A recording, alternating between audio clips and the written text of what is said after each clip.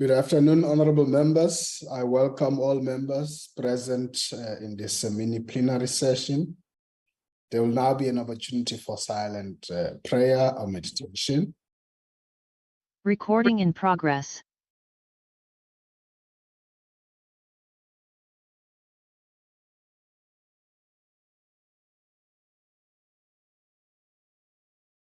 Thank you. Honorable members, before we proceed, I would like to remind you that the virtual mini-plenary is deemed to be in the precinct of Parliament and constitute a meeting of the National Assembly for debating purposes only. In addition to the rules of virtual sittings, the rules of the National Assembly, including the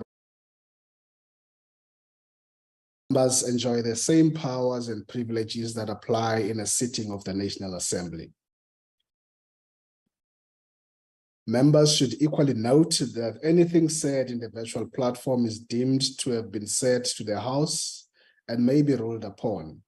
All members who have logged in shall be considered to be present and are requested to mute their microphones and only unmute when recognized to speak.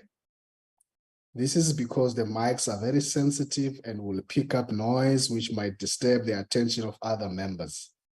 When recognized to speak, please unmute your mic and where connectivity permits, connect your video. Members may make use of the icons on the bar at the bottom of their screens, which has an option that allows a member to put up his or her hand to raise points of order. The Secretariat will assist in alerting the chairperson to members requesting to speak. When using the virtual system, members are urged to refrain or desist from unnecessary points of order or interjections. Lastly, I wish to remind you that we're meeting in a mini-plenary session, and therefore any decisions will be taken in a full plenary of the National Assembly. The first item on the order paper is a subject for discussion in the name of F A Masiko on the role of society in mainstreaming the concerns and needs of persons with disabilities. I now recognize the Honorable F A Masiko. Thank you very much, Honorable Chairperson. I'm present in the meeting, but would request to switch my video off due to connectivity purposes.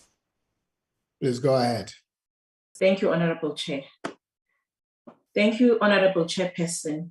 Although South Africa has a progressive constitution which recognizes and protects the rights of all, guaranteeing equality, dignity, and non-discrimination, regrettably, society continues to harbor negative attitudes and misconceptions regarding disability, which leads to social exclusion, discrimination, and restricted possibilities. Discrimination against persons with disabilities occurs in a variety of settings, including homes, educational institutions, businesses, churches, and communities.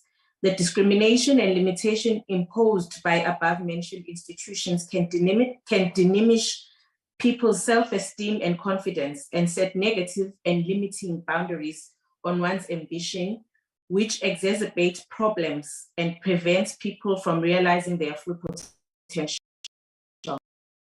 The profile of disabled people in South Africa is varied and includes people with a range of impairments and abilities. Around 7.5% of the population in South Africa reported having a disability.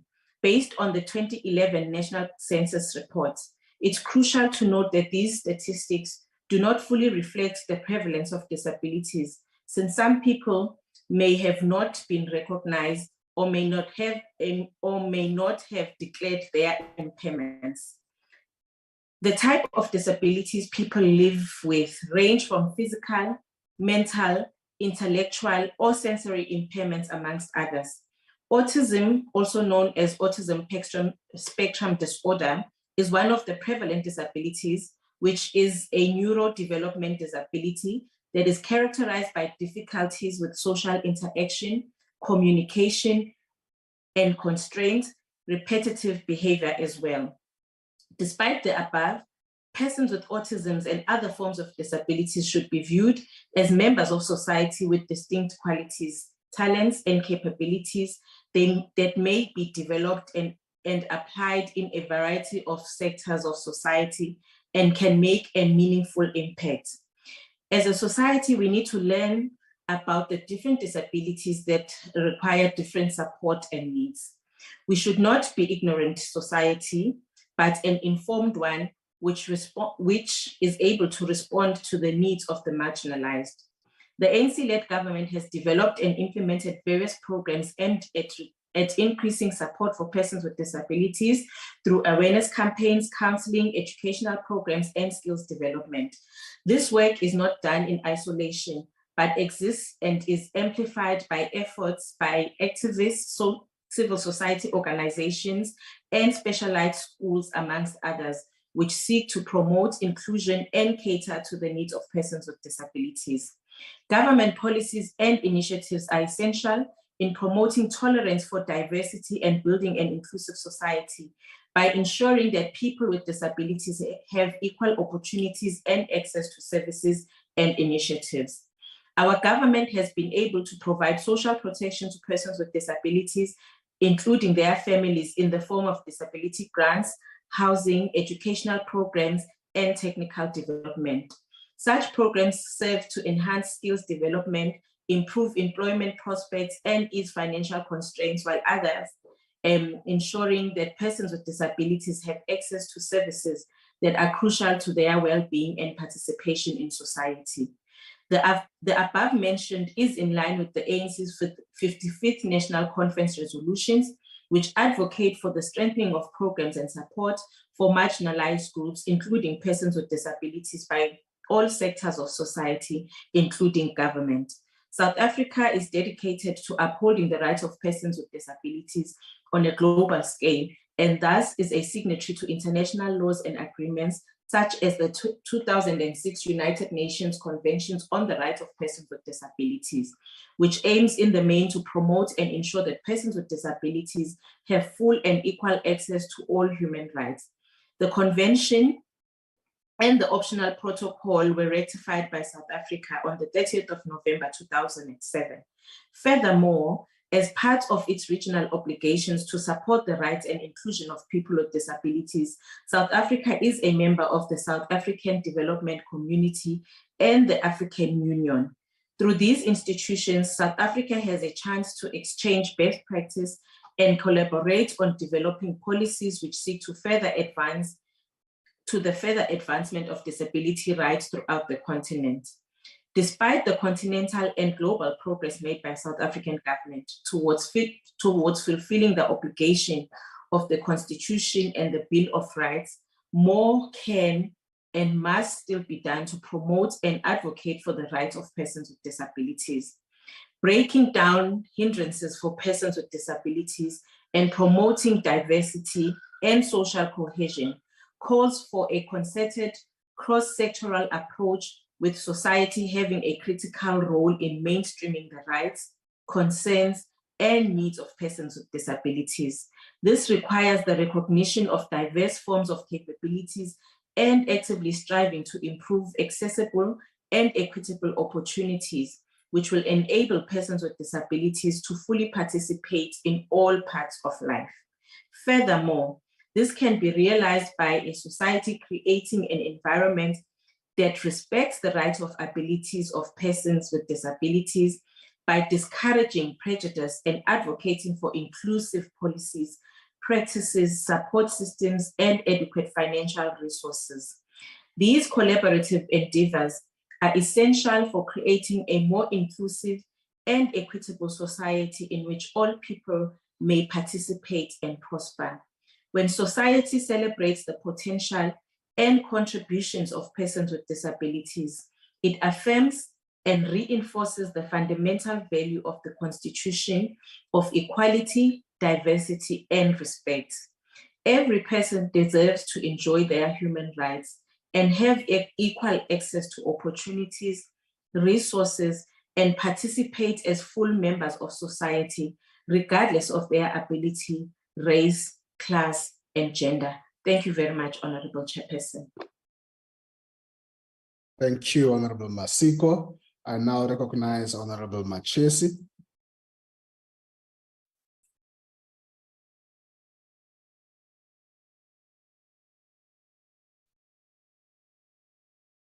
Thank you, Chair.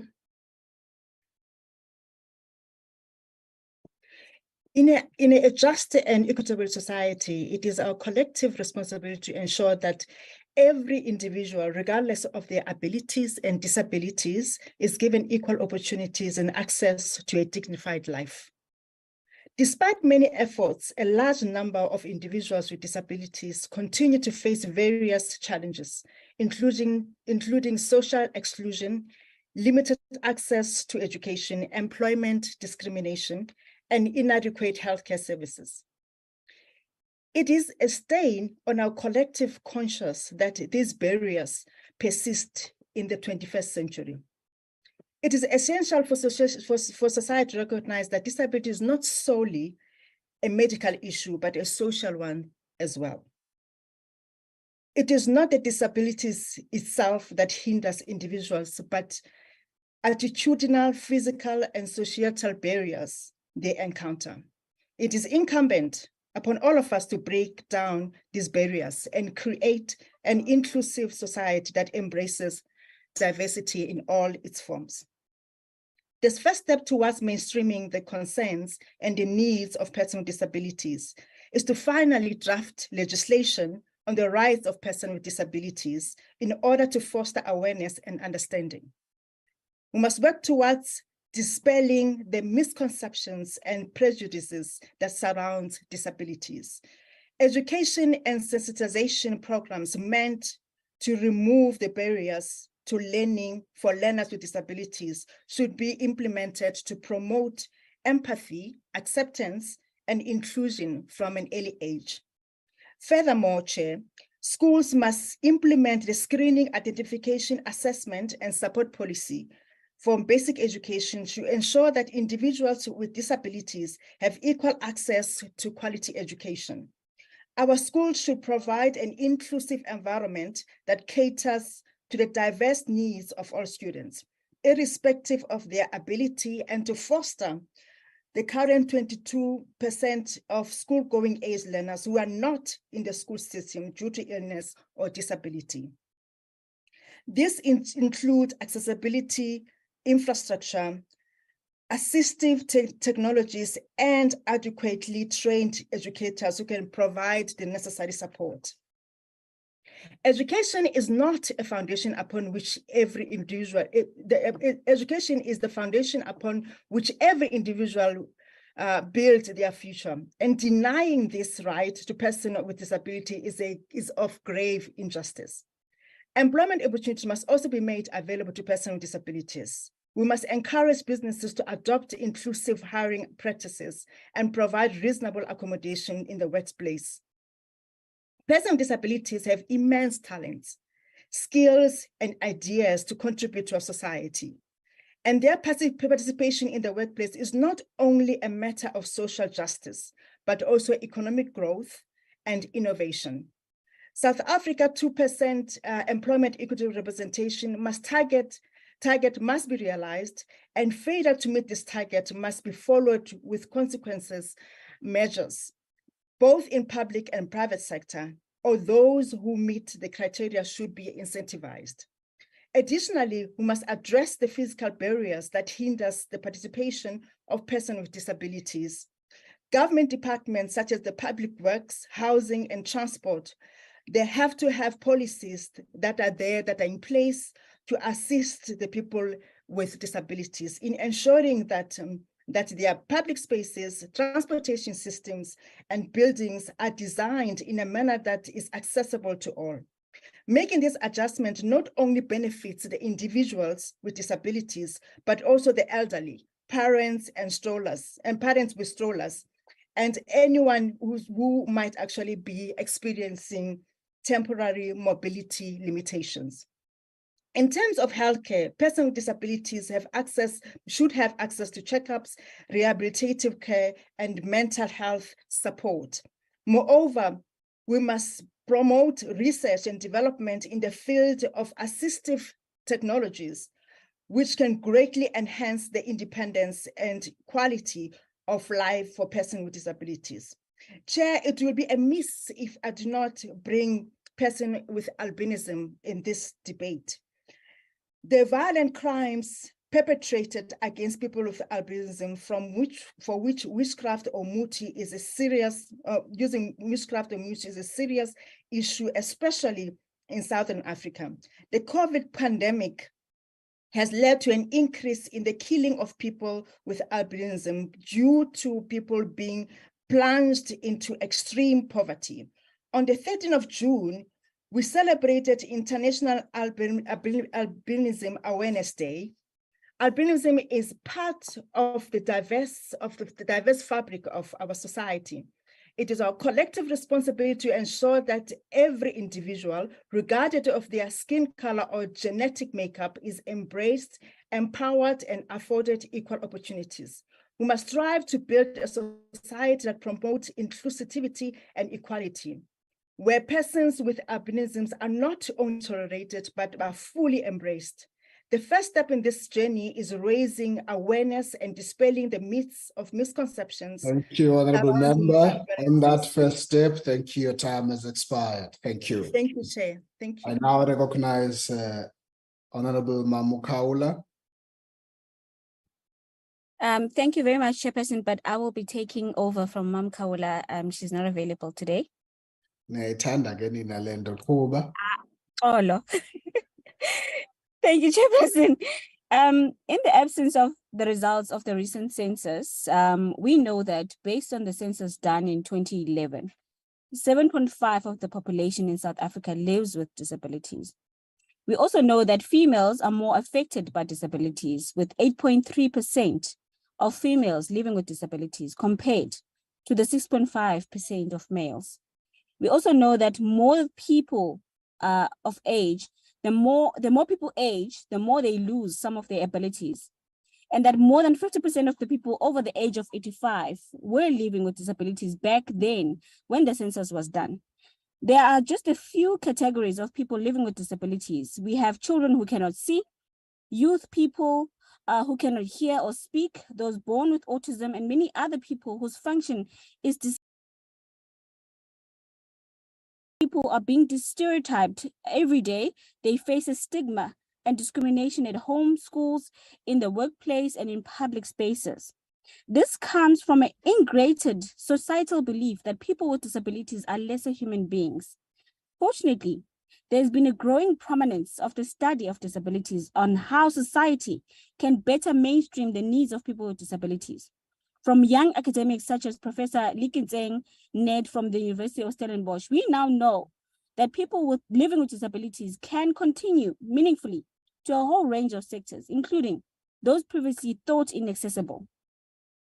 At a local government level, we need town planning that incorporates the need of people living with disabilities when planning for housing, for schools, and other public amenities. Public transportation is still the most unaccommodating form of transport for people living with disabilities.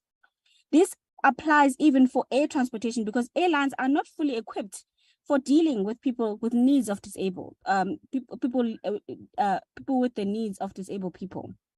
This relates to the removing of physical barriers that prevent people with disabilities from functioning optimally, and their barriers extend to even the nature and structure of our buildings. Buildings, particularly public buildings, must be constructed with ease of access for disabled people in mind. More fundamentally, we need to address the systematic barriers that prevent the mainstreaming of the need for disabled people. These relate primarily to the laws, regulations, and practices in public spaces. We may know the number of disabled people in the country as alluded above, but what measures have we taken to ensure that their needs are catered for?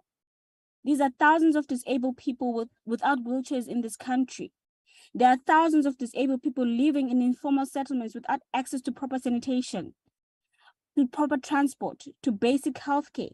There are thousands of kids with special needs who have no access to schools equipped for these special needs. These are systematic government failures that could be addressed if we had a willing and able state. It would not take much to legislate that each and every single disabled person who needs a wheelchair must get one from a public healthcare center. It would not be too much to ask either if it were to be made a requirement that sign language be taught at schools, as this would make communication with those who cannot speak and who cannot hear much more easier. It is not also too much to ask that people with disabilities must be prioritized in government housing schemes so as to ensure that there is not a single disabled person who lives in a shack in this country. We could do this if we had a government that catered, not these people who are now leading the country. We thank you, Chairperson. Thank you, Honorable Yako. I now recognize Honorable Velma Nevo-Druggen.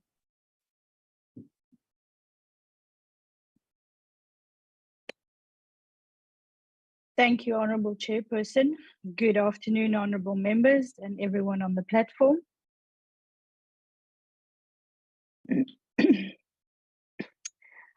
I'm very glad to be part of this topic today.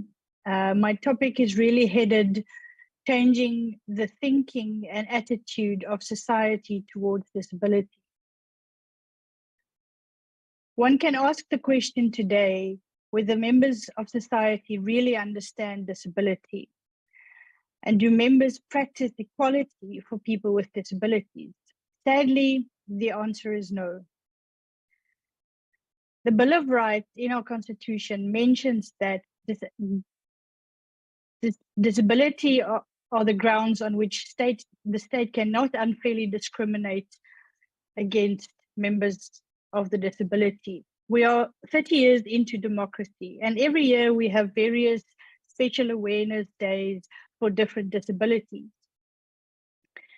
In spite of that, people either do not hear, or people do not understand, or people choose to not understand the difficulties and struggles faced by people with disabilities in our society.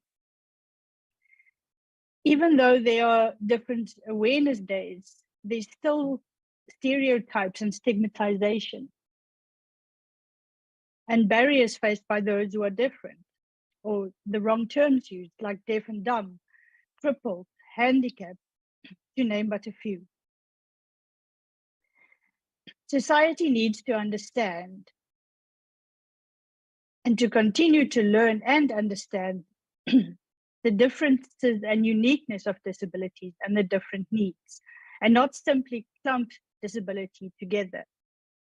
So to give some examples why I'm saying that, when I returned to Parliament in 2016, somebody asked me whether I needed Braille to read.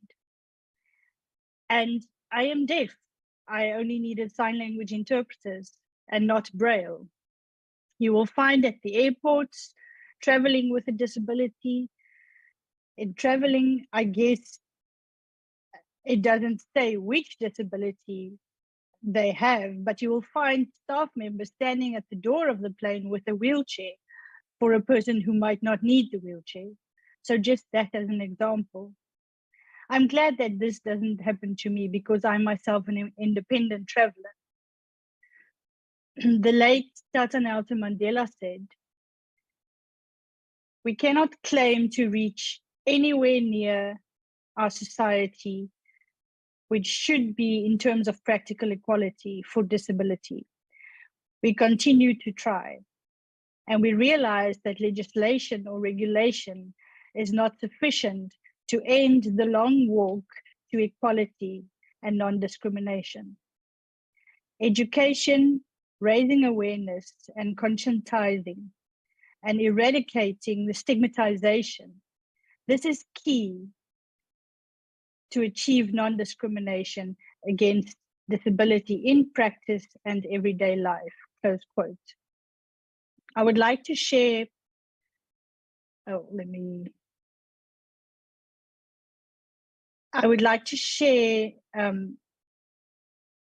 with regards to Parliament having a very great success story.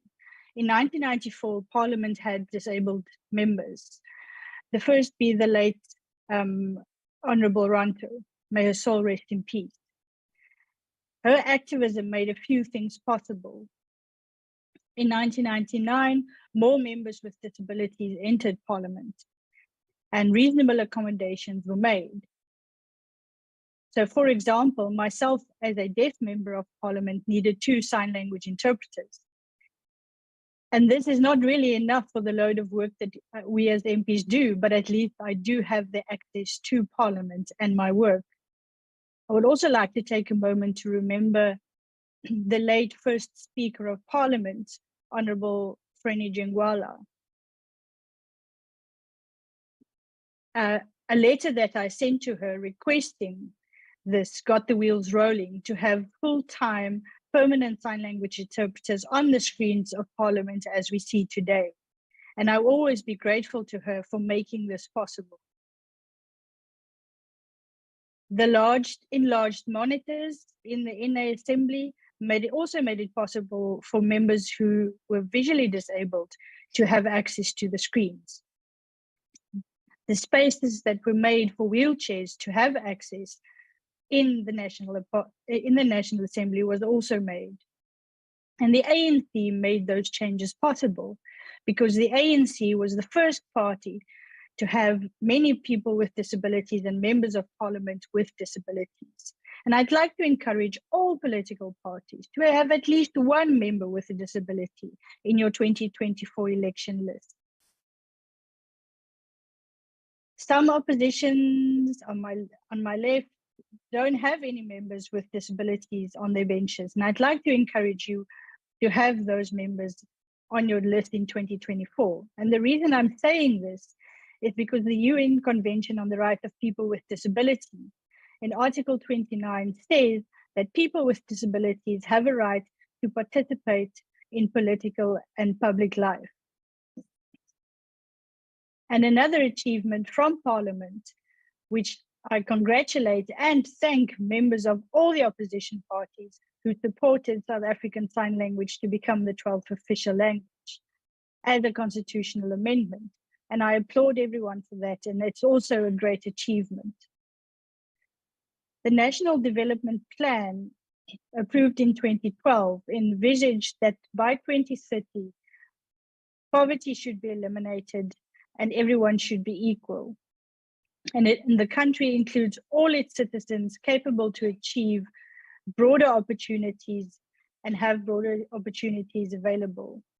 The NDP acknowledges that many people with disabilities are not able to develop to their full potential due to various barriers that they face, whether physical, information, communication, and attitudinal barriers.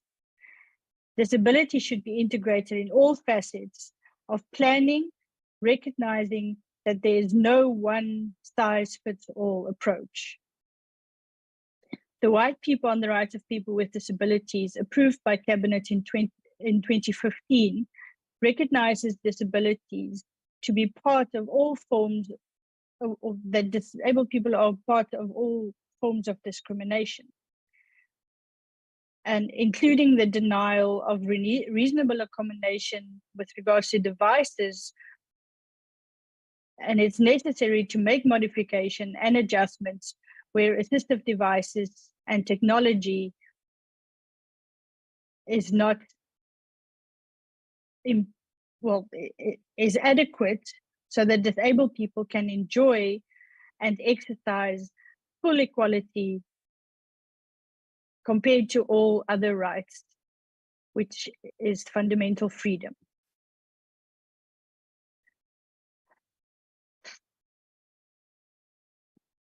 The white paper also says that the public service needs to employ 2% of disabled equity targets. And unfortunately, the full 2% is rarely met by different government departments. But as time goes on, we are hoping, and I'm hoping that members from different sectors can monitor that we reach these 2% targets. The national departments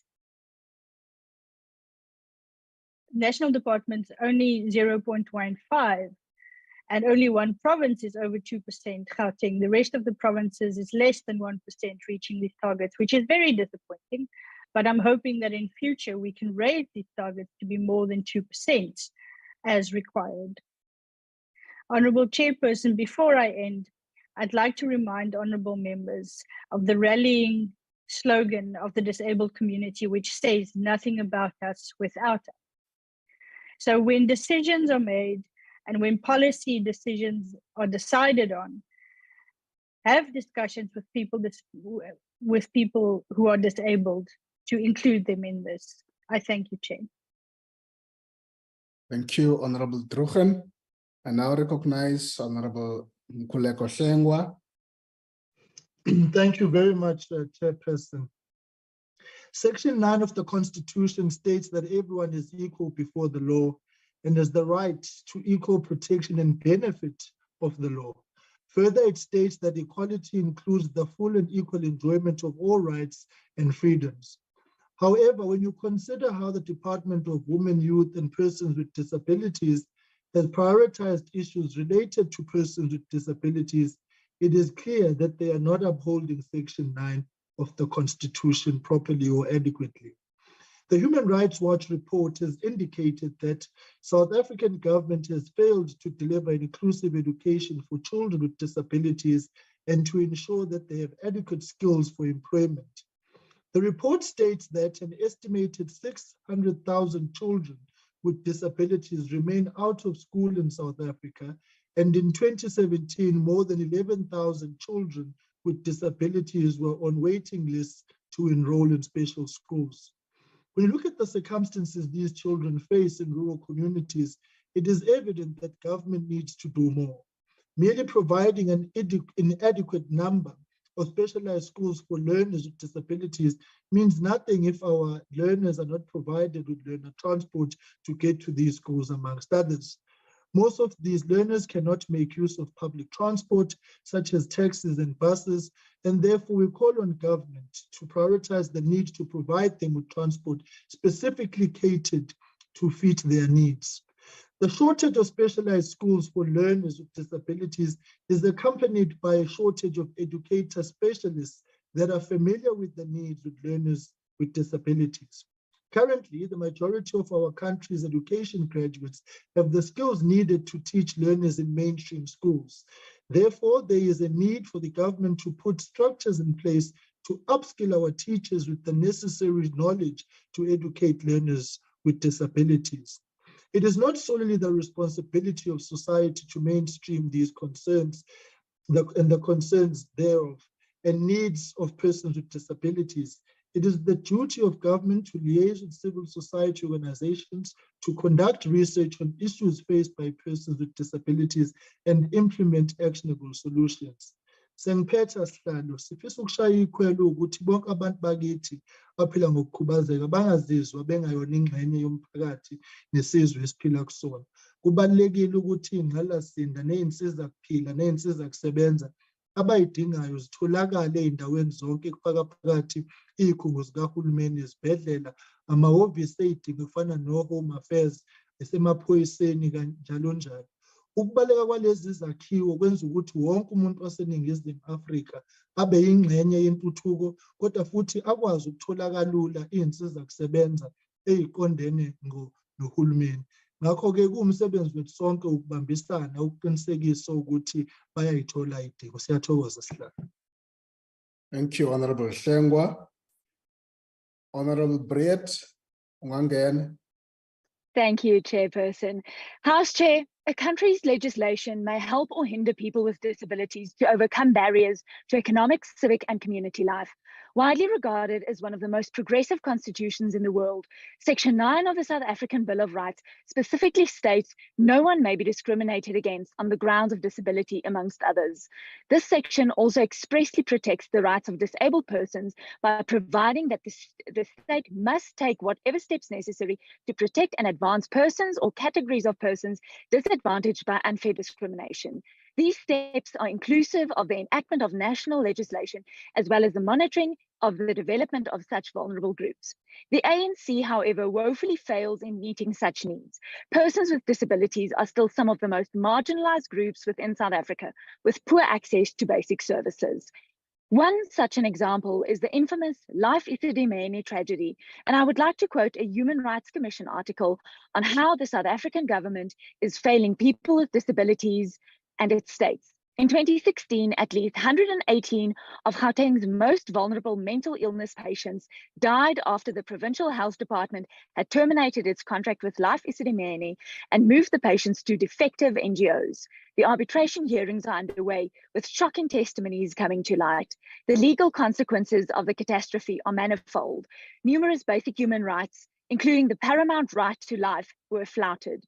In his report, the Health Ombudsman said the Provincial Health Department ignored warnings and moved patients out of Life Isidimeni into ill-equipped and unlicensed NGOs. In fact, he likened the move to that of an auction cattle market where patients were left to die in poor conditions. The supreme tragedy of the Life Isidimeni saga is that it was entirely avoidable. This is proof that the ANC are failing our people with disabilities. People with disabilities, especially those living in low and middle income countries such as South Africa, experience significant challenges in accessing healthcare services and support. At times of disaster and emergencies, people with disabilities are further marginalized and excluded. During the COVID-19 pandemic, many people with disabilities were unable to access healthcare facilities, receive therapeutic interventions or rehabilitation, or gain access to medication. Of those who were able to access facilities, many experienced challenges and at times direct discrimination accessing life-saving treatments such as intensive care unit admissions and ventilator support. Assistance is a daily battle for people with disabilities. The ANC are very good at trying to legislate people into jobs and into equality, but always fail dismally in the process. People with disabilities are no different. The ANC are also good at talking about a problem without actually addressing the issues faced head-on and with clear-cut plans of action. This can be seen in another presidential working group that has been established. This time it is one for disabilities. The president himself admits that the government are not meeting the needs of the people. There are a number of articles looking at the African continent and specifically South Africa with regards to persons with disabilities. Although South Africa does not rank in the bottom percentile when it comes to access to transport, healthcare, etc., it still has a lot of improvement that needs to happen. Stats SA found that persons with severe disabilities experience difficulty in accessing education and employment opportunities. They also found that households headed by persons with disabilities were found to have less access to basic services compared to households headed by persons with disabilities. But I conclude, in the last 10 years, people with disabilities have organized themselves into their own organizations in 100 countries. This is good, but what we need to see is that persons without disabilities are stepping up to the plate. We need to see government stepping up. We need more basic services being disability friendly. We don't need more talk without action. I thank you. Thank you, Honorable Jafta.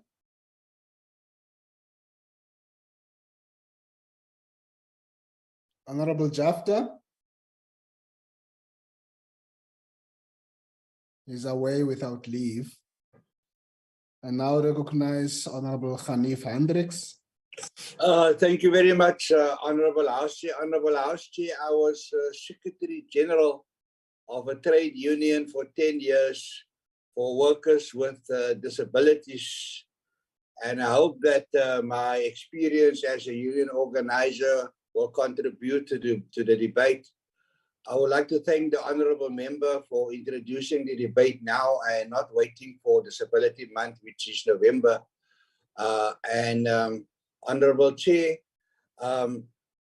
we organized amongst 10 factories that were under the control of the Department of Labor, and they made the hospital gear like linens, and they made furniture and several items.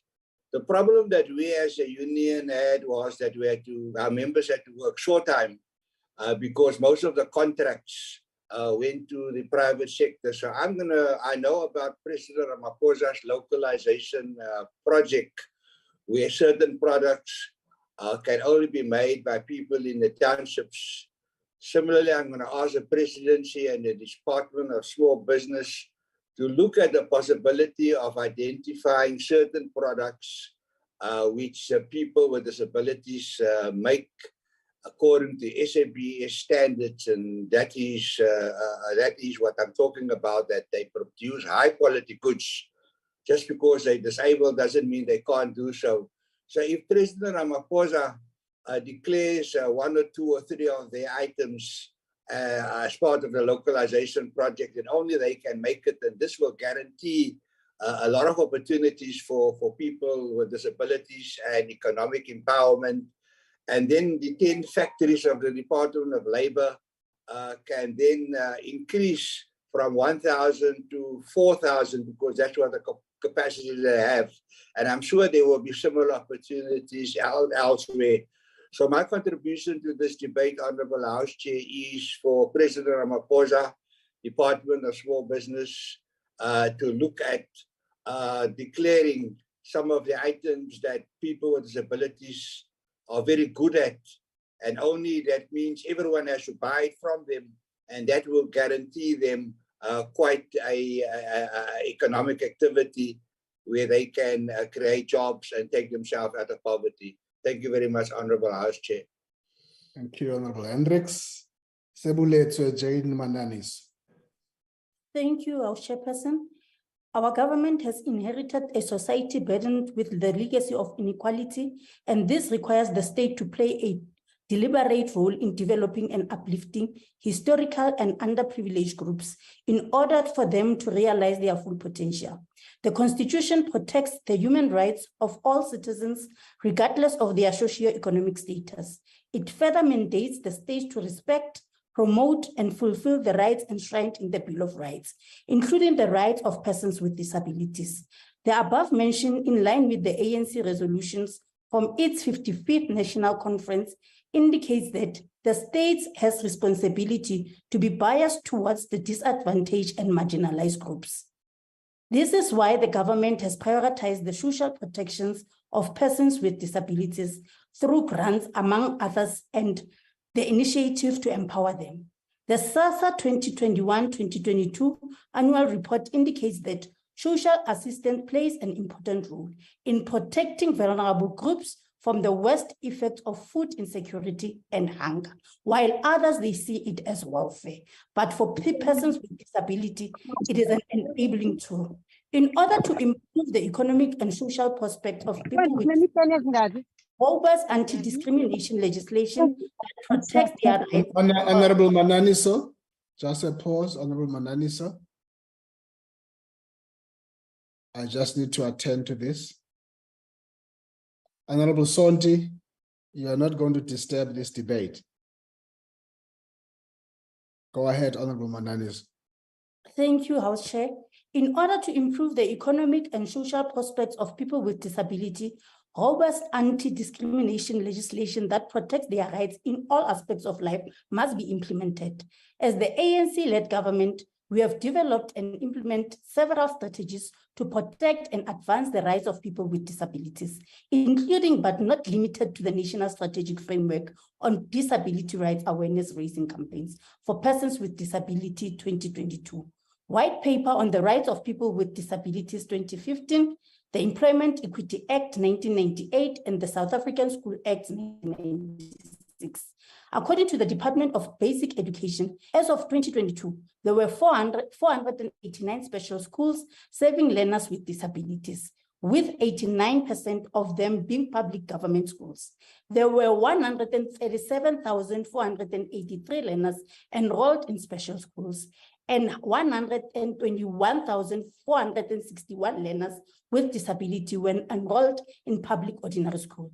To ensure adequately trained education officials, the DBE has since 2015 trained 757 teachers and made sure that all of them, they are assessed, they are supported, and they understand the policies.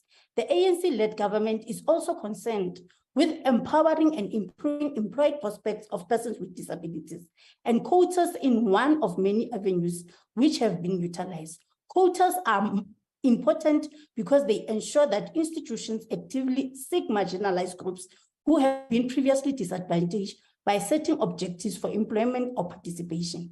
By raising the disability quota, institutions will be supporting the development of a more inclusive and tolerant society by challenging the stigma and stereotypes associated with disabilities. Chairperson, however, quotas alone are not sufficient. we must also deliberately evaluate the environment in which they are achieved and ensure that sufficient support systems are established to ensure meaningful participation and success. Honorable Chairperson, the inclusion of persons with disability is not a privilege or a favor, but a constitutional human right. They belong. The Employment Equity Act is one of the important pieces of legislation that seeks to promote and provide guidance for the inclusion of persons with disabilities in the workplace through affirmative action, safety, and occupational health. Honorable Chairperson, it is important to note that we call on the Department of Employment and Labor to intensify their oversight to ensure that those who are not complying, they must be punished and fines must be issued as they're supposed to do so. The Department of Social Development report on the department services and programs for people with disabilities, stating that from March 2021 to March 2022, the total number of departments had surpassed the 2% representation of persons with disability, increased from 44 to 53, of which 40 were provincial and 13 were national. So, Chairperson, it is important to note that as members of Parliament, we must make sure that we do oversight, even on local government, to ensure that they comply on the issue of the quota.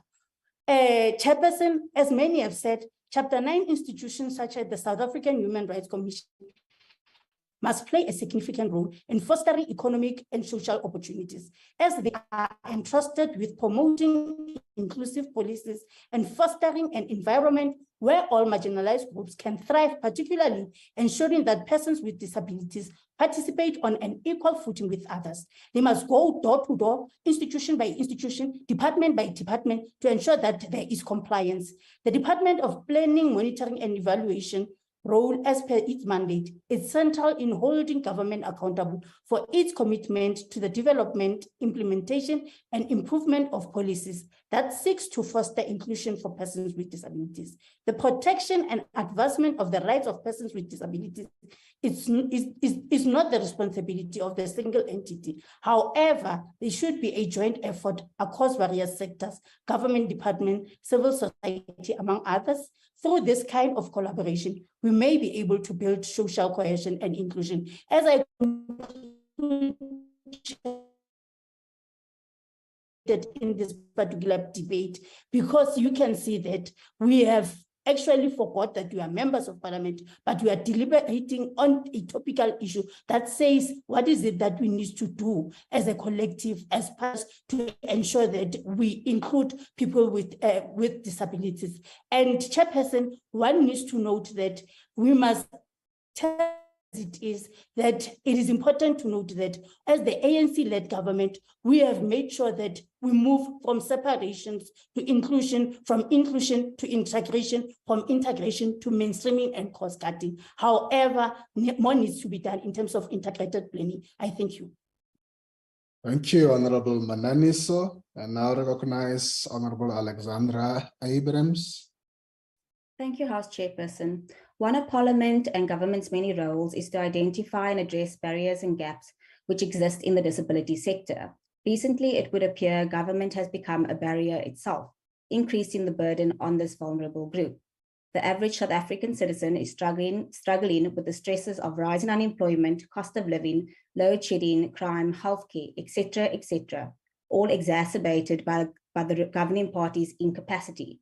Now imagine the added pressure of living with a disability in these circumstances. Having a disability automatically comes with added expenses, be it medical, employment of a caregiver, assisted devices, speech therapy, or having to upgrade wheelchairs as your child grows. The financial burden on a disabled person and their household is greater. So where is the relief from government? Immediate relief would see this government implement the DA's cost of living strategy and at the very least scrap VAT on certain food items. TASA grants are not enough to sustain a household, and there are obvious gaps in the grant process, gaps which government are well aware of, yet seemingly unable or unwilling to remedy. The disability grant application process is complex with multiple steps where the applicant will require assistance from a caregiver. The temporary disability grant can only be renewed the day after the grant expires. The entire application process must start afresh, leaving the client without a grant to pay their rent, medication, or food for months, a challenge which can readily be solved by amending legislation and a government regulation. The lack of medical assessment doctors to verify the client's disability is a problem the DA has raised constantly, with a particular shortage in the Western Cape. The passing of the NHI bill by this parliament yesterday Tuesday, will have these very doctors leaving our shores, adding to the SASSA's backlog, prolonging the further suffering of the vulnerable. As at December 2022, just over 156,000 children with disabilities received the care dependency grant out of over 700 children with disabilities in South Africa. While not every child will require a grant, a recent report aired on Carte Blanche highlighted the vulnerabilities of children with disabilities living in rural and informal areas. This episode also highlighted the gaps within government, robbing children with cerebral palsy of millions of rands, which would have made a significant difference in their quality of life, is a horrid crime. Government often speaks of mainstreaming children with disabilities in public schools, but are quick to forget this was in place before the ANC government. Public schools had qualified special needs and remedial teachers.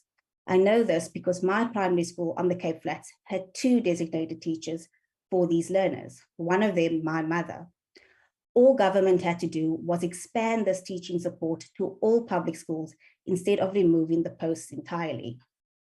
Legislation is also a barrier, which this very parliament has a duty to improve on and affirm the constitutional rights of all. Unfortunately, Parliament, the Portfolio Committee on Social Development, and DSD missed the opportunity to do this with the Children's Amendment Bill, as the bill will have to start afresh in the 7th Parliament as a result of flawed parliamentary legal advice given to the committee. A submission received from Equal Education Law Centre stated, and I quote, "The bill, like the Children's Act itself, has not been drafted through the lens of mainstreaming disability and with the explicit intention of creating a truly inclusive piece of legislation," close quote. The white paper on the rights of persons with disabilities and its implementation matrix was approved by Cabinet in 2015. It clearly states that the employment equity and work opportunity targets for persons with disability should increase to at least 7%. However, this has not been achieved, and government continues to use outdated and measly 2% employment targets, which few departments and entities actually achieve. With all of these examples, House Chairperson, this topic provided by the ANC today is rather hypocritical when government and parliament are not playing their role, but wants to tell society what they should be doing. This House must be accountable first, setting the example for society to follow. I would like to use this opportunity to thank the amazing, caring, and compassionate NGOs in the disability sector for their perseverance and hard work. They are truly leading by example. Thank you, House Chairperson. Thank you, Honorable Abrams. I now, before I recognize Honorable Masiko, to just indicate that in the debate you have sponsored, you have saved yourself 3 minutes if you need to use them. Over to you, Honorable Masiko. Thank you very much, Honorable House Chair. And one must thank all honorable members who have debated in this important theme, which requires us as public representatives of the people to continuously respond to.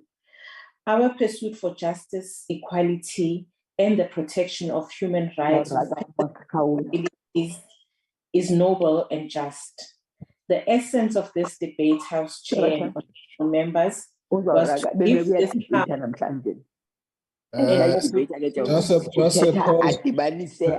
just a pause.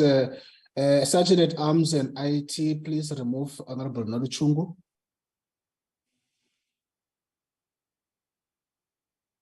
Please continue, Honorable Masiko. Thank you, House Chair. The essence of this debate was to give this House an opportunity to reflect on the status of persons with disabilities. Central to it, honorable members, is the responsibility of the broader society as our actions and inactions contribute to the living conditions of persons with disabilities. We seldom debate such questions if we are not on the calendar month days focusing on persons with disabilities. That is what we should correct as a society. As a country, we have taken significant measures to improve the environment and conditions of persons with varying conditions. As mentioned within the debate, 7.5% of our population as a nation had a disability in 2011, according to those statistics. This is over 2.8 million South Africans. Our democratic government has adopted a legal and policy framework which protects the rights of persons with disabilities. As a nation with a vibrant civil society and non-governmental organizations focusing on persons with disabilities, they have an important role to play to respond to the task which Honorable Dr. Wilma Nevo-Durban has outlined before. Without a societal shift in thinking and awareness of the various disabilities, we can unwittingly contribute to creating barriers and exclusions. Our objectives at all times should be about creating an inclusive society. Over and above the government interventions, we should continue our call, honorable members, that we are making to society to make conscious efforts to take accommodative actions. When we innovate and develop various goods and services, we should always factor in how such goods and services will be inclusive and accessible to persons with disabilities. Compliance of developments is also critical for inclusion. Whether it is in infrastructure development, we need to build with the blind in mind and those with physical disabilities. Also, our technological developments and innovations should have capabilities to ensure and enable that the use of that they are able to be used with persons by persons with disabilities. Digital transformation has resulted in growth of the digital economy globally and domestically. Therefore, we need to ensure its development, this development is also accessible to persons with disabilities. We do have family members and civic society organizations responsible for persons with disabilities that neglect their duties and responsibilities. We need to have patient-oriented attitude and thinking when we support persons with various disabilities. The spirit of Ubuntu should always reign supreme, because we cannot have a society that does not take care of its most vulnerable. Honorable members, we cannot claim to have mainstreamed by just appointing persons with disabilities. In addition, we cannot claim to have mainstreamed by just establishing a disability desk or a disability directorate in institutions. The core pillars of mainstreaming are human rights-based approach and people-centered development. The rights-based approach to disabilities sees persons with disabilities as equal human beings and human rights as enshrined in our Constitution. The human rights approach focuses more on the attainment of the Bill of Rights for persons with disabilities. Therefore, mainstreaming ensures that the priorities, needs, and concerns of persons with disabilities are addressed holistically and at all levels. The Life is a Demeni experience has brought about pain for everybody and all in our nation. It has brought pain and sorrow for the families that has lost loved ones due to negligence. Never again, honorable members, should vulnerable persons lose their lives in such a manner. We should learn as a society from this experience. We do, however, welcome the actions taken by our government to provide support for the families, and we hope for justice in the interest of the people. As a member of the Portfolio Committee for Women, Youth and Persons with Disabilities, we have observed that there are challenges with compliance and implementation of disability commitments, and we shall heighten our focus and ensure interventions from government. The private sector should also prioritize inclusion in a development. Honorable members, as mentioned by Honorable Mananiso, at the government level, the Department of Earning, Monitoring and Evaluation must continue to assess progress on the implementation of priority programs for persons with disabilities in all government departments. Gone should be the days where persons with disabilities feel neglected and not seen. Our humanism as people should be one that is opposed to any form of discrimination.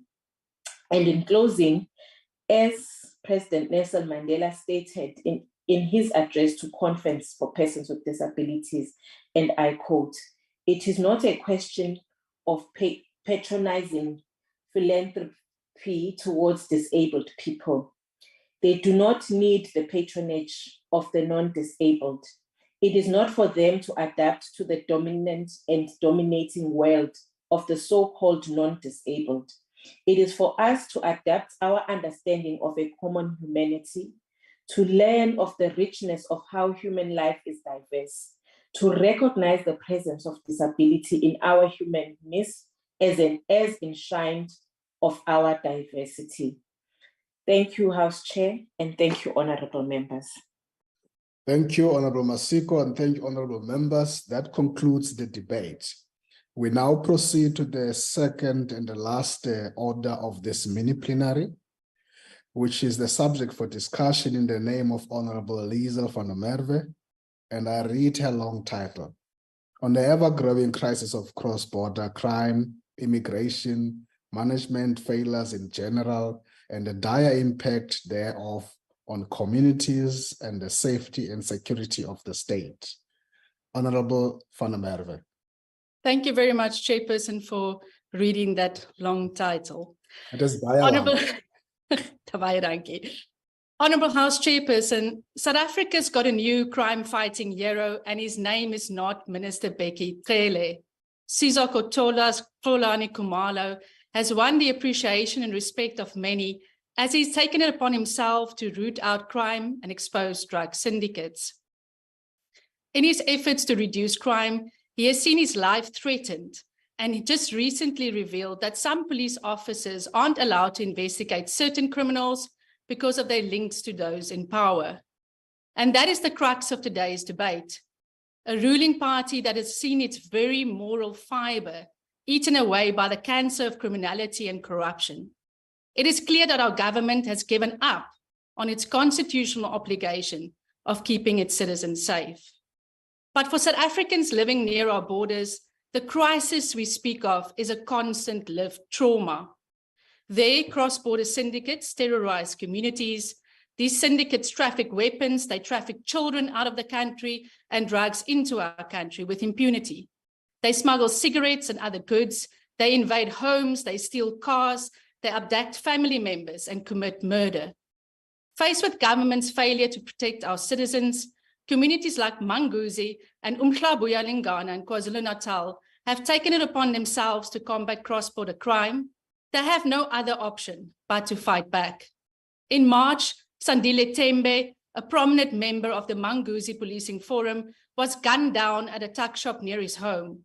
Just 2 weeks earlier, Judah Mthethwa, the chairperson of the Umhlabuyalingana Society Against Crime, was ambushed and brutally murdered. They are not the first to oppose these syndicates, and they're not the first to be killed. Following Mr. Mthethwa's murder, one local resident, Mr. Sia Khumalo, spoke and he said, "When you die, your family must know that nobody will be arrested. If your car is hijacked or stolen, forget that you will ever get it. If you're lucky to be alive, you'll have to work harder to buy another one. But what kind of life is this?" Comrade Judah did not fold his arms like many other government officials when our areas are under siege. Chairperson, today's debate is not about law-abiding citizens or anyone that is legally within our borders contributing to South Africa's growth. It is about a government that has allowed our country to become a playground for criminals. Like the Minister of Home Affairs once admitted to Parliament, South Africa has been sold to the lowest bidder. And I don't blame the minister because he's right. And he's been handed a poison chalice by the former minister. Today's debate is about the likes of the Guptas and the Bashiris who could simply walk out of our borders. It's about the likes of Bulgaria's most wanted criminal, Krasomir Kamenov, who was found in Cape Town living his best life before being assassinated, and a Rwandan genocide suspect who was found living in Paarl. And it begs the question, what type of government allows such people to be here? But it's not surprising because the Department of Home Affairs' immigration section exists in name only. There is very little internal enforcement of our immigration laws. The department can neither confirm nor deny whether South Africa is home to 15 million undocumented persons. Corruption flourishes at our borders. There are far too many people with fake South African documents. And the Minister of Home Affairs will agree with me that our weak laws and the weak enforcement of our laws have allowed economic migrants from all over the world to enter our borders, claiming asylum, disappearing into a broken system. South Africans no longer own the spaza shop industry. The livelihoods of many have been taken away from them. It is a fact that it is the ruling party's gross mismanagement failures that has seen South Africans condemned to unemployment lines and SASSA queues. There are far too many people in our country with fraudulent documents, and so deep has corruption extended its tentacles within the Department of Home Affairs that syndicates have been in charge of awarding visas. Those fake visas have not been revoked. And while President Ramaphosa, the Minister of Labour and Home Affairs, have admitted that some sectors employ only foreign nationals and some who are not legally permitted to live and work here, they've done nothing about it. In September 2019, during a joint historic sitting of Parliament, President Ramaphosa acknowledged that South Africans are concerned about illegal migration, border management, and the prevalence of drug trafficking in communities, amongst other revelations. Yet the president's done nothing about it. No wonder then, when a group of 40 organizations marched to the union buildings on 1 June to highlight these issues, the president simply ignored them. When I'm done here, Chairperson, the ANC will come and tell us about the Border Management Authority. But what they're not going to tell us is that the BMA cannot be effective without the billions it requires to become fully operational. It will not fix the minister's internal enforcement capacity woes, nor will it work if there are no physical borders at Beitbridge and in KZN as an example.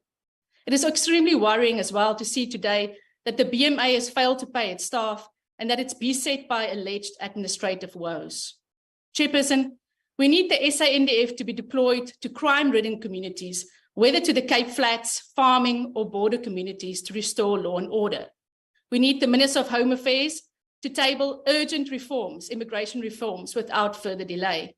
We need the Minister of Labour and Small Business to work towards reserving the spaza shop industry for locals as an example, and reserving entry-level jobs for South Africans without further delay.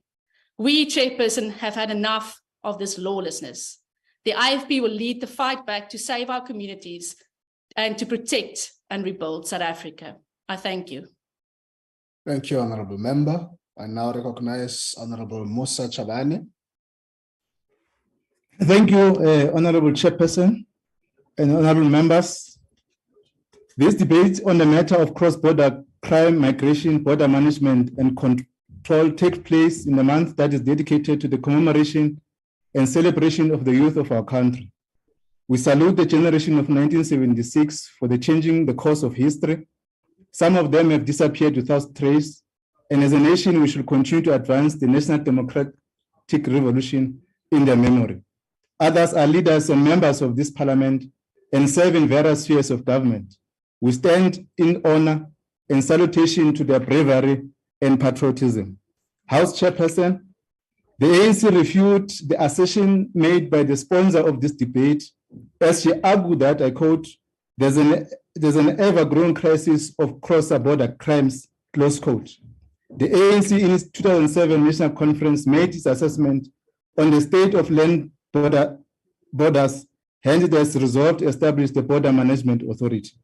While we agree that the cross-border crimes are of serious concern to all of us, we, however, do not agree that this is an ever-growing crisis, especially in the face of the interventions that our ANC-led government has come up to strengthen border management and control and thus address the challenges of cross-border crimes.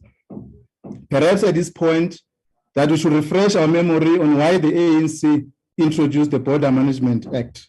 House Chairperson, migration is an international phenomenon that not only affects South Africa, but the world at large.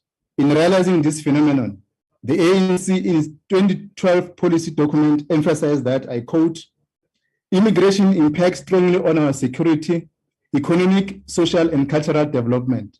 The creation of decent work depends on the trade and tourism and the flow of skills and knowledge, all of which is impossible without movement of people. A better and safe life for all South Africans is only possible if we are integrated in the global community and if we develop together with our region. The ANC and the masses of our people have always stood against racism and embraced internationalism and a sense of belonging to humanity. At the same time, we must be ever vigilant, defend our state, our people, and our independence. A well-managed immigration system is therefore crucial in advancing or achieving our national objective, close quote. To achieve all these noble ideas require a multi-layer approach, and our government is working on multiple fronts to tackle this complex challenge. From a broader regional perspective, we continue to work with other countries within the SADC region to ensure that they find solutions to economic and political challenges that lead to higher migration numbers. A safe and economically growing SADC region and a broader African continent will only enhance safe and legal migration. Honorable members, a pervasive nature of cross-border crime remains a driver of illegality across the borderline. We must continue to encourage cooperation between our law enforcement agencies across our borderlines, because only through collaboration we can defeat mastermind behind cross-border crimes. Despite the shortage of resources, as the sponsor has indicated, the South African National Defence Force continue to do a commendable job in fighting illegality across borderline. Fragmentation of function within the border management area led to this House passing the Border Management Act to enable streamlining of service, effective planning, one point of access, responsibility, and accountability. The often chaotic festives and Easter period at the land border of entry, especially Beitbridge and Limpopo, were not experienced since the Border Management Authority started implementing a single strategy at the port of entry.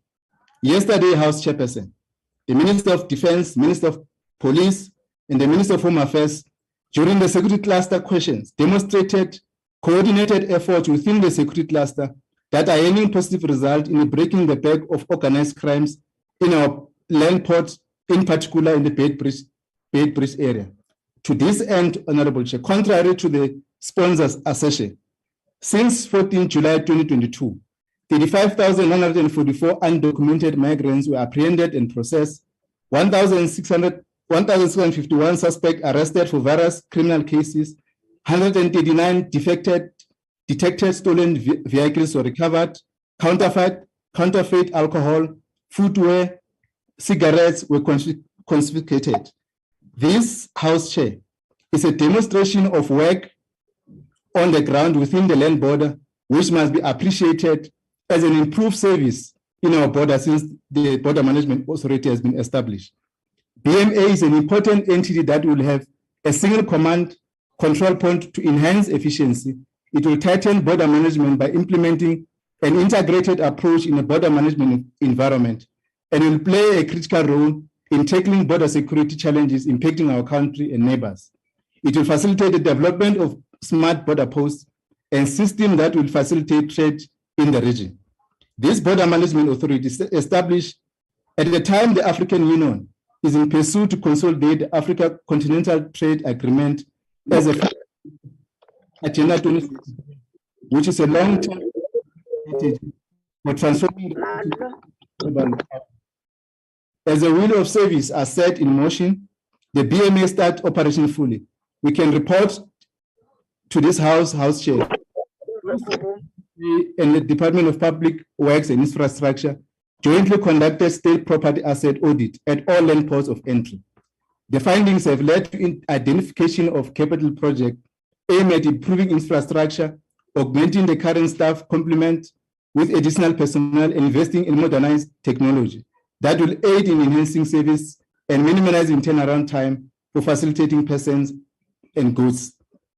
The ANC from time to time, House Chair, informed by the concrete views expressed by South Africans, assess its policy position, having assessed in its 55th National Conference, resolved that the Immigration Act must be reviewed to make it comprehensive to ensure that while it promotes development, national and regional security concerns are addressed. The Minister of Home Affairs will table the bill to that effect before the end of this year. The ANC further directed for the establishment of refugee centers and one-stop border posts at the port of entry. All these initiatives, House Chair, are meant to strengthen the security measures against acts of illegality and respond to the core objective of Africa Continental Trade Agreement. To this end, our ANC-led government has published the One Border Post bill for public comments. The bill, among other things, will promote for the establishment of one-stop border post through the international agreement and common control zones in the territory of an adjoining states. In this case, Chairperson, we urge the sponsor of this bill, of these debates, to mobilize society to contribute and comment on the bill to ensure that our country and states around the SADC deals with cross-border challenges in a coordinated and collaborative manner. The ANC remain aware of the funding shortfalls that the BMA is facing effectively to implement their mandate. As we move with full speed ahead to ensure Thank you, Honourable Member. We hope that this will enhance the work of the BMA. And has expired. Thank you. I now recognize Honourable Rose. Thank you, House Chair. House Chair, we will hear many inputs today about how the immigration system is broken. But let me tell you, our immigration system is working perfectly. Unfortunately, it is an immigration system designed to extract money from foreigners for the benefit of deployed cadres. Now, it has been 6 years since the Project Lokisa report exposed rampant corruption at refugee reception centers, starting with a 100 to 200 rand payment to SAPs or security guards to let the applicant into the center, through to the several thousand rands charged by the Home Affairs official who stamps the final permit. As part of a sting operation on a Home Affairs official, a corruption watch search through public databases revealed that the official was arrested in 1998 and found guilty of fraud. He received a 10-month sentence, which was suspended for 5 years. He was not only officially registered as an employee of the Department of Home Affairs, but also had 3 active companies registered to his name. So this Home Affairs official was not there to enforce immigration law. He was there for business. Home Affairs failed to collect millions of rands in fines from transporters, bringing in undocumented cross-border travelers. How do they return to the country without paying the official fine, unless they are simply paying an official? The first draft of the Lubisi report into corruption in the permitting department found that a visa fraud syndicate is operating within Home Affairs. But we must somehow believe that former Chief Director of Permitting was fired on 2 counts of gross dishonesty and non-compliance with the Immigration Act, and yet had nothing to do with the syndicate, despite his extensive powers. It's already been 2 years since the draft Lubisi report first served, and these criminals continue to work inside Home Affairs offices to this day. The minister appears willing to give some officials early retirement by firing them, but they keep all their takings and sail off into the sunset. What message does this send to corrupt officials who continue to operate within Home Affairs? Minister, you have succeeded in continuing an extractive immigration network and an immigration regime based on fear, untraceable persons with fake documents or no documents. And the ANC's job-killing policies have met with considerable success in killing jobs. And you then turn around and say, it's foreigners that are stealing jobs, but it's you. The African Continental Free Trade Agreement is expected to create 14 million jobs by 2025. Now, how many of these jobs will we get in South Africa? Very few. Because while you were building your fraud and corruption syndicate, West and East Africa were gearing themselves to take advantage of intra-African trade. They were envisaging immigration in the language of opportunity. In East Africa, the East African community has been at the forefront of transformative regional migration processes. The introduction of the single customs territory, a key pillar of integrated border management, and one-stop border posts has yielded remarkable results. Intra-regional trade has increased by over 50% since the implementation of integrated border management. This is in a region with countries of varying levels of wealth and poverty. In West Africa, the Economic Community of West African States, ECOWAS, has also made significant strides in implementing integrated border management. The ECOWAS trade liberalization scheme and the establishment of joint border posts have facilitated the movement of goods and people, promoting regional trade and integration.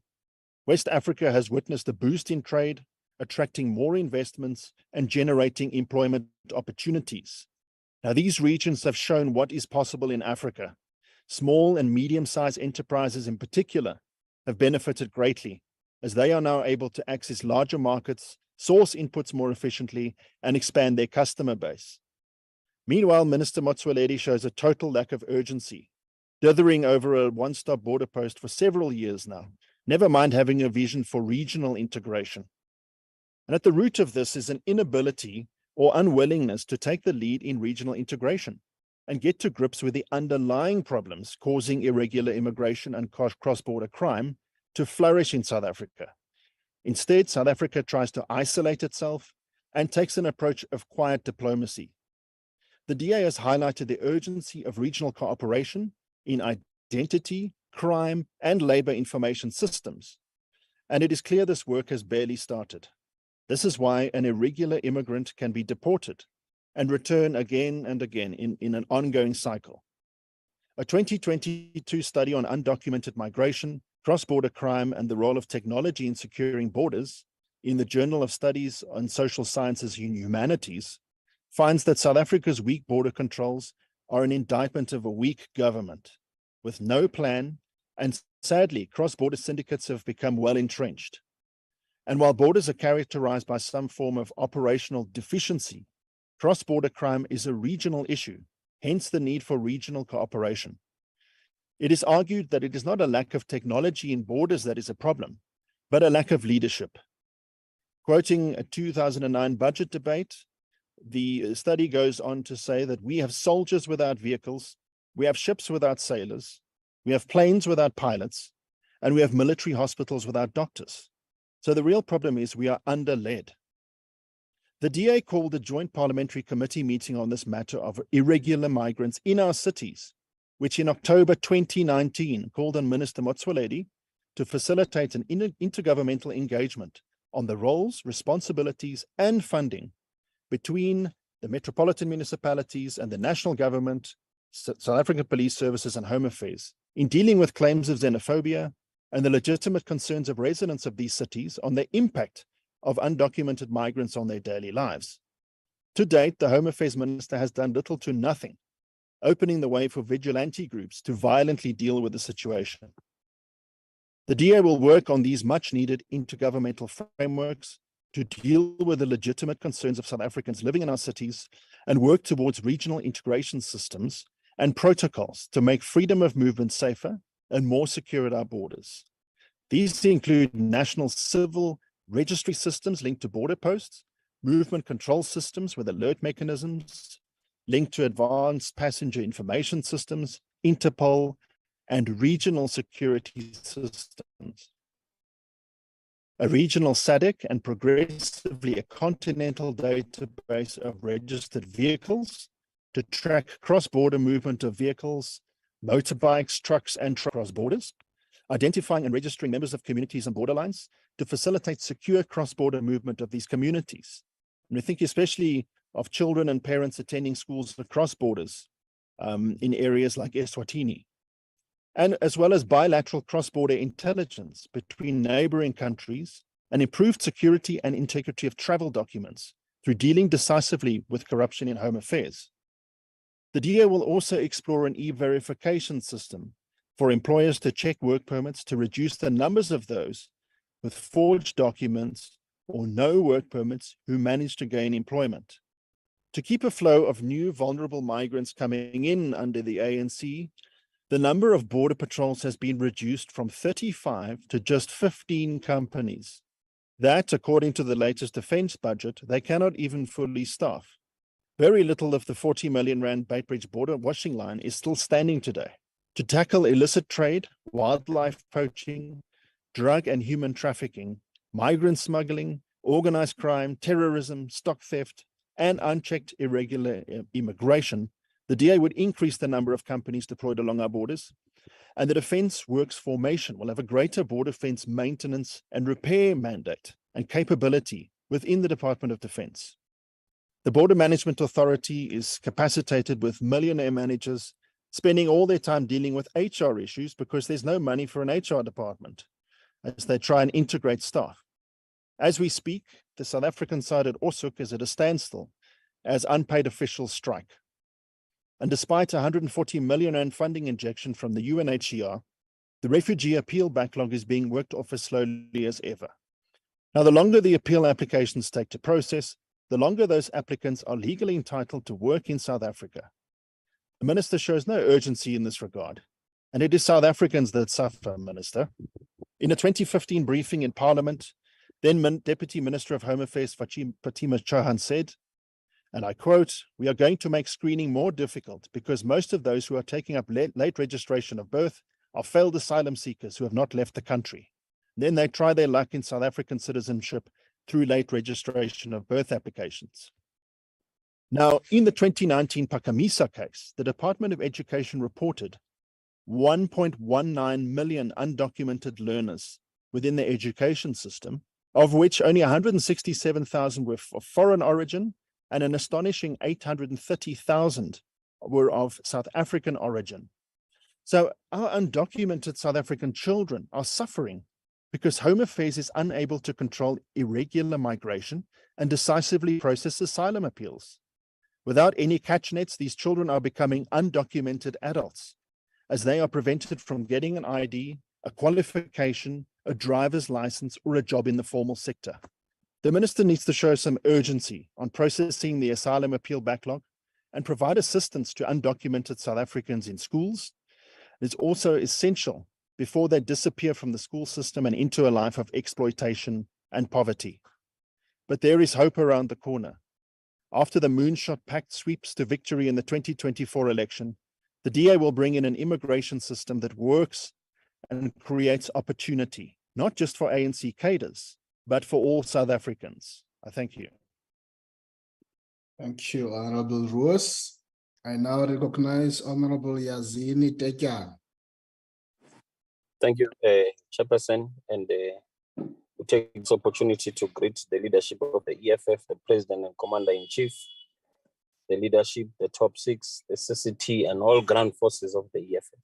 Before I venture into this debate, Chair, I listened to the presentation that was made by Honorable Zahel. You can tell, Chair, that the intention here is to deal with Africans in particular. Because even the examples that are made, crime, according to the sponsor of this item, it has a color. And we want to warn and tell Honorable Zell that criminal activities in this country are not committed by Black people. Not only us committing those crimes. It's all of us, including white people. We have the likes of Lord of the Preacher in the prisons of this country. Thank you. Just pause, Ms. Honorable Tekiana. Just take a pause. Honorable Tekiana. I'm rising on a point of order. The member is misleading the House. I never made any examples of Africa. In fact, I said illegal immigration that have entered our borders from all around the world, citing examples of people from Bulgaria, for example, and other parts and continents. So therefore, then to suggest that I made this debate about Africans, I think it's unfortunate, and he should withdraw because he's misleading the House. I never mentioned anything about Africa. In fact, illegal migration into our country is from all parts of the world. Thank you. Not an African issue. Thank you, Honorable Van der Let's proceed, Chair. Thank you. Now, just pause. Thank you, Honorable Van der Merwe. I do think that I am not in a position to uphold that point of order. I think it's really a point of debate. Let's just allow Honorable Tekiana to continue this debate. Go ahead, Honorable Tekiana. Thank you, Chair. We are in this debate, so we heard and listened to what was said. Chair, The economic freedom fighters has, for the past 10 years, consistently advocated for an Pan-African approach that includes permit and visa-free flow of movement of Africans in between the states of Africa. This is crucial and fundamental step towards the realization of an independent United States of Africa envisioned by giant revolutionaries like Muammar Gaddafi, who was killed by the imperialists with assistance of MPs of the ANC. Speaker, we wish to put it across a well-known fact that South Africa is a country riddled by crime, even within its borders, and the ruling governing party embodies corruption. Therefore, to expect one of the most unsafe country, a country riddled with high crime rates and a corruption hub, not to have criminal activities in its borders, a high corruption activities is delusional. Various criminal activities take place in cross-border. Chairperson, few years ago, in fact, in 2015, SART came to make a presentation here in this parliament when the EFF came into this parliament, in which they highlighted key trends in cross-border crimes. They highlighted, amongst others, the smuggling of vehicles, which had increased, which continues to increase alongside cigarette smuggling, rhino poaching, and various other criminal activities that are taking place. Poor performance and incapacity of South African police services abates these crimes, as it is reported that some cars are stolen as far as Cape Town and are smuggled through the Limpopo River. How does a reported stolen car travel all the way from Cape Town to Limpopo River or border post without police intercepting these cars? Corruption and bribery at these cross borders have been normalized, and they have further undermined the already poor existing border management failures. And this has resulted in dire consequences to the surrounding neighborhoods. We have seen the increasing levels of crime at the cross-border of Mozambique and KwaZulu-Natal, which has resulted in increasing frustration amongst our people and resulting in protest and torching of innocent businesses and trucks and businesses transporting foreign and South African tourists early this year. These borders are gangsters' paradise where dangerous criminals or criminal activities take place, often with full knowledge and complicity of the police. The Economic Freedom Fighters proposes the following factors to assist the Department of Home Affairs in addressing the challenges brought by the introduction of this debate today. A multidisciplinary collaboration approach inclusive of Department of Home Affairs, Ministry of Defense, South African Police Services, the department, in order to curb the crime rates at all our border posts. The Department of International Relations should mobilize and make meaningful attempts to have sanctions against Zimbabwe uplifted in order to improve the economic situation in Zimbabwe. The imperialist sanctions hurt the poorest of the poor and not the elite class. Therefore, they are senseless. Uplifting the sanctions will have dire results and decrease in migration. We should improve the quality of our intelligence services at cross borders. And most importantly, we must innovate. We must be innovative in introduce technology like drones and others to assist in catching criminals and decrease crime. Rooting out corruption at cross borders and catching all corrupt officials should be an immediate priority. Sentencing rhino poachers must be increased, as current sentences are a slap in the wrist. This would increase rhino poaching smuggling at cross borders. The government must undertake a massive campaign of registering immigrants who are already in the country and recording their fingerprints. This will go as far as abating crime in South Africa and lessening the dire impacts towards our people. It is important, Chair, that we should not only do that, we must also assist our neighboring countries in this space, because if we only do it in South Africa, it will mean that we're only curbing or stopping people from South Africa. Not only that, the Economic Freedom Fighters reaffirms its commitment towards the realization of a United States of Africa with a single currency as advocated by revolutionaries that came before us. I thank you. Thank you, Honorable Tekiani. Now recognize Honorable Zondo.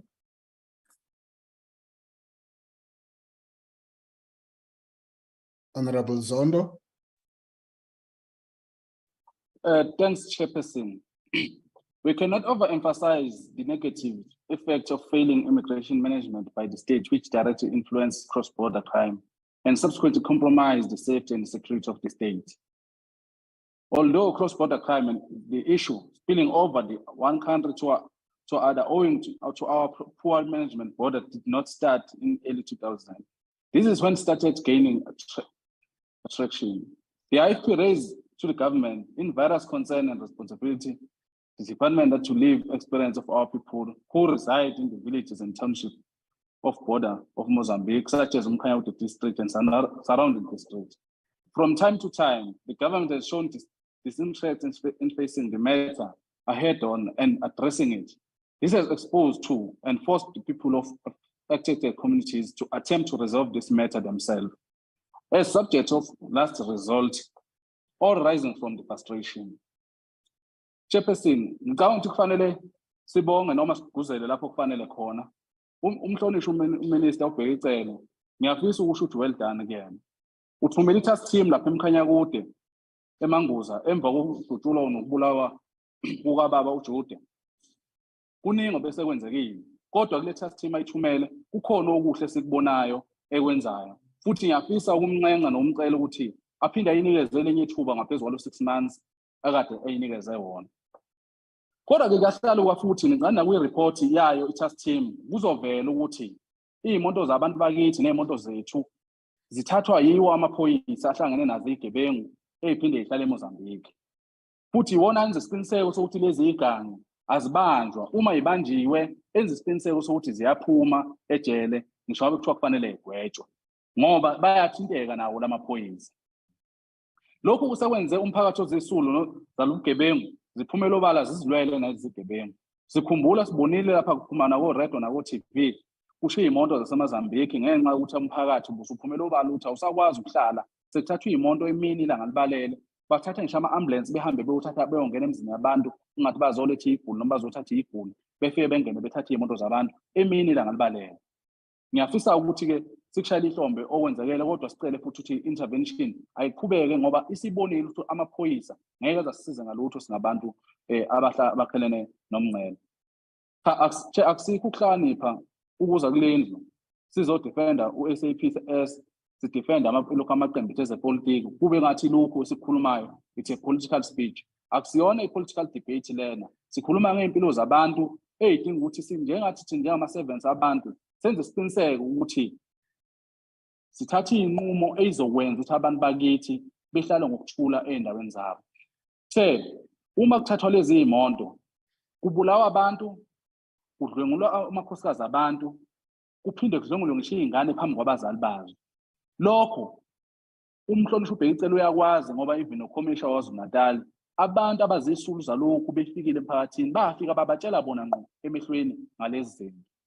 So-ke inkulu lento ayidingi ukuthi ithathe ngepolitiki ifa isenze isiqiniseko sokuthi isize abantu bakithi. Omunye weyikhulu eziphezulu kahulumeni osebenza esifundazweni saZulu-Natal osewu-minister osewu-MEC manje uke waba isisulu salokho esikhuluma ngakho kuwo lo nyaka esiwakona kwathathwa iy'moto ezimbili in his presence and naye bamthatha bomlalisa emahlathini lokho aseduze kwebhoda. Lokho kukodwa kufanele kusitshele ukuthi lento inkulu kangakanani futhi inobungozi obungakanani ngoba uma ungambuza uzokutshela ukuthi lokhu kubuhlungu obungakanani abhekana nawo. This is not a regional crisis yokuthi uma kuthathwa iy'moto lezi iy'moto ziyathathwa even in Gauteng zijampiswe lapha lokhu ibheke eMozambique zithathwa even in Durban in Mhlathuze even in Mpumalanga ziyathathwa iy'moto zizojampiswa laphana zihambe zeMozambique and lezi iy'moto uma yithathiwe azibuyi. Ilapho uhulumeni kufanele angenelele khona ukuthi iy'moto za-South Africa ihlale eMozambique ngokungafanele ihlale eZimbabwe ngokungafanele uma sekufanele ibuye ayibuyiswe zize-South Africa. Lokhu kucabanga kancane kula maklane ey'toyitoyi ukuthi uma siletha le debate lapha eHousing sithi kuzokhulunywa sizokhuluma kwama-political speech lapha asikho racist lapha sikhuluma into eyiqiniso nento efanele ukuthi inakekele. Ngiyafisa ukuthi-ke this has been exacerbated by bethwa sisikhathi Thank you, Honorable Zondo. Thank you. Your time has expired. I now recognize Honorable Mulder. Thank you, Honorable House Chair. If the Department of Home Affairs fail in its mission to regulate immigration, to ensure security and to fulfill its international obligations, the department also fails South African citizens and becomes complicit in allowing cross-border crime and illegal immigration with a detrimental impact on communities, thus jeopardizing state security.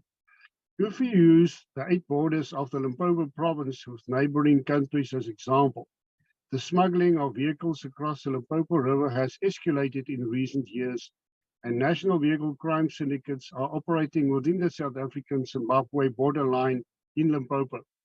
Vehicles are stolen as far as Cape Town and KwaZulu-Natal and smuggled through the Limpopo River into Zimbabwe. The smuggling of commercial explosives between South Africa and Zimbabwe has escalated in recent years. Commercial explosives used in the dwindling mining sector in Zimbabwe find its way into South Africa and are normally used in violent crimes such as cash-in transit robberies and ATM blasts.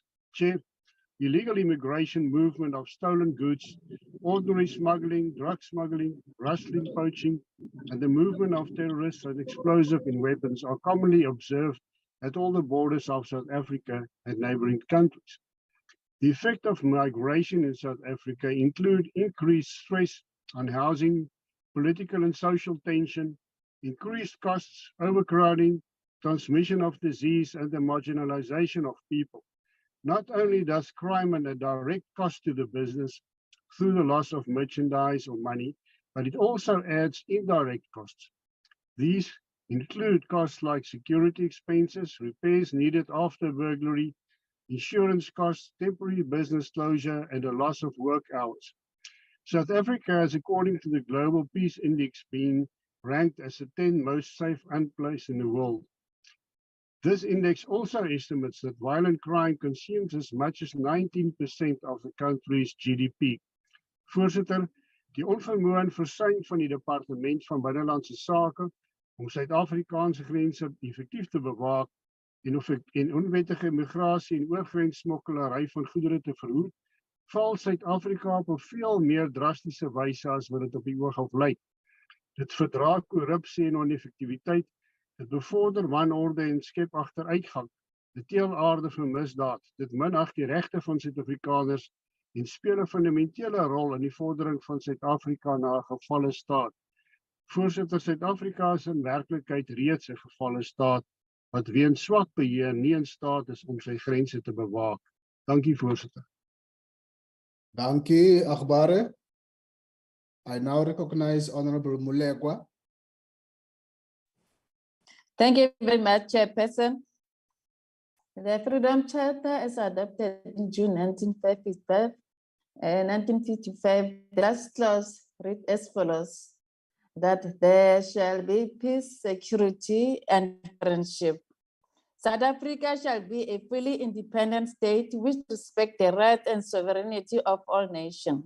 South Africa shall strive to maintain world peace and the settlement of all international disputes by negotiations and not by war. The right of all people of South Africa to independence and self-governance shall be recognized and shall be the basis of close cooperation. One of the implications of the international law principle of state sovereignty is that a state has control over its own territory. Another implication is that states should not interfere with each other's domestic affairs. The international community derives substantial benefit from a borderless global world. But as a result, it has also to deal with the negative impact of globalization on international crime. This includes physical crimes committed across borders, such as drug trafficking, human trafficking, corruption, environmental crime, and terrorism. Chairperson, it is generally accepted that once a crime has been committed, it should be investigated, the perpetrator should stand trial, and on conviction be punished for his unlawful conduct. The challenge that arises is how this could be ensured where the perpetrator is outside the borders of the state in which the crime was committed for, where the effect of the crime was felt. The need for effective international and transnational criminal justice has to be balanced with respect for state sovereignty and territorial integrity. The ANC government firmly believes in the importance of regional cooperation. The South African Police Service has relentlessly pursued to end cross-border crimes that threaten the safety of the inhabitants of our and neighboring states. In March this year, Police Minister General Bheki Cele led a high-level delegation of South African Police Service to Lesotho for bilateral security discussion. South Africa was commended by the Lesotho government for its willingness to enhance working relations.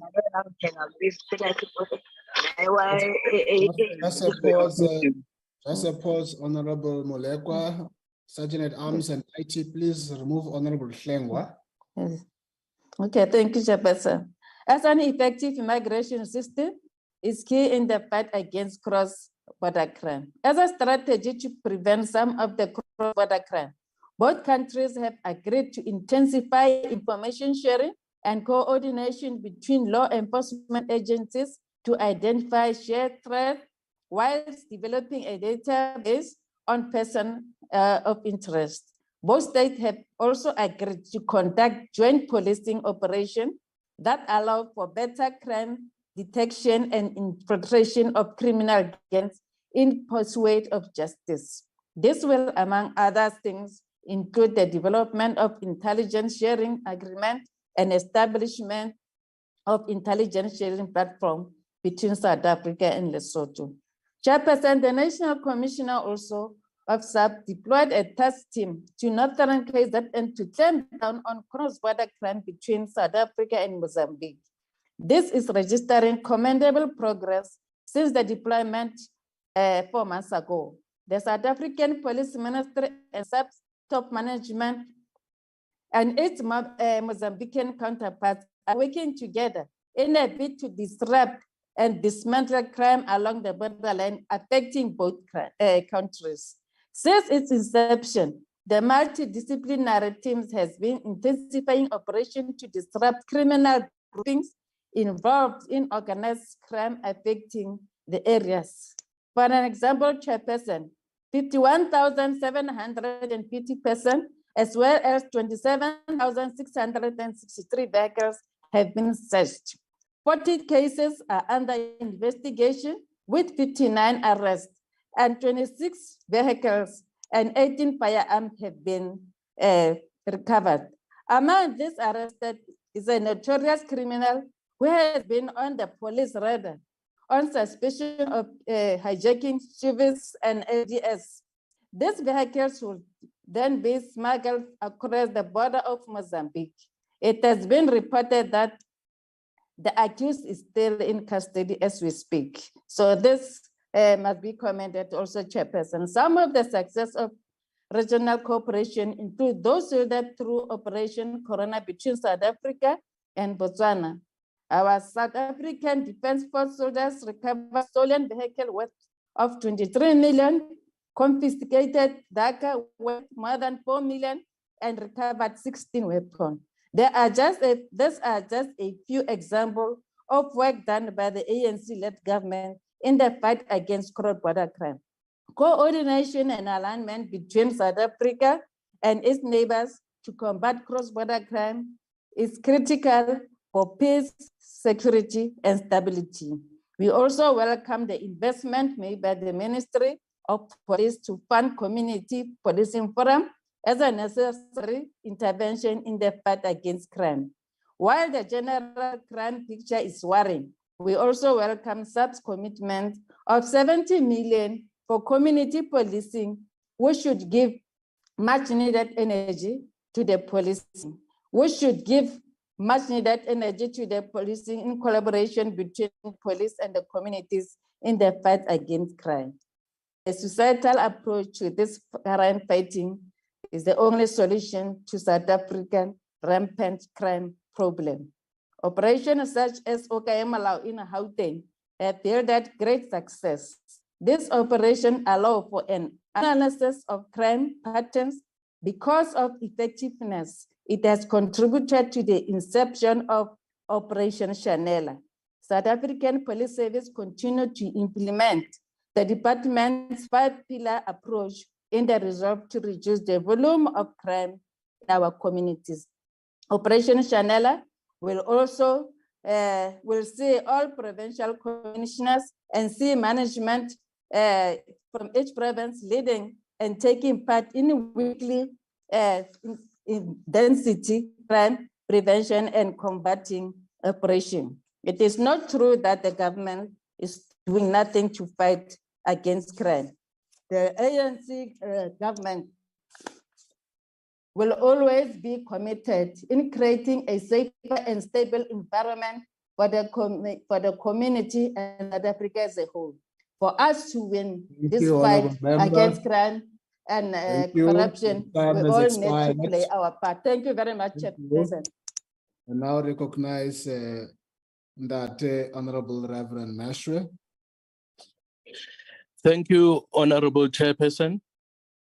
Cross-border crime poses a significant challenge as we share borders with a number of neighboring countries, making ineffective border control a significant threat to peaceful coexistence with our neighbors. Human traffickers and their victims, drug dealers, and many illegal firearms in the country have been smuggled through our porous borders. There were high hopes for the new Border Management Authority, the BMA, to get a grip on the corruption, criminal syndicates, and human traffickers while maintaining smooth flow of people, goods, and traffic, but it is not happening. Just last week, border posts were again experiencing serious congestion and delays, which we hoped were a thing of the past. Minister Motsoaledi reported that customs delays cost about $48 million per annum to Southern African countries. He further said that trucks, in some instances, have to wait for about 36 hours at the South African-Zimbabwean border, thereby endangering the lives of truck drivers because of criminals and human traffickers in the area. By now, the BMA should have implemented measures to improve traffic flow and border security, including increased surveillance, improved infrastructure, and the deployment of advanced technologies for detection and monitoring.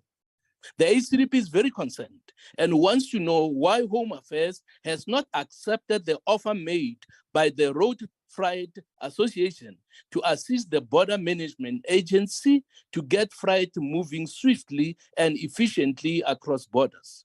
South Africa has faced significant challenges in managing immigration, leading to notable failures in the immigration management system. One key issue is the high influx of undocumented migrants crossing our borders. Limited personnel, porous borders, and corruption have contributed to this.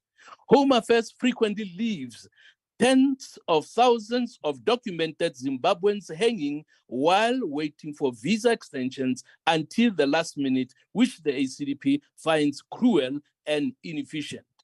With the BMA fully established in April, by now, several changes should have been seen. Steps should have been taken to address corruption within the border control agencies.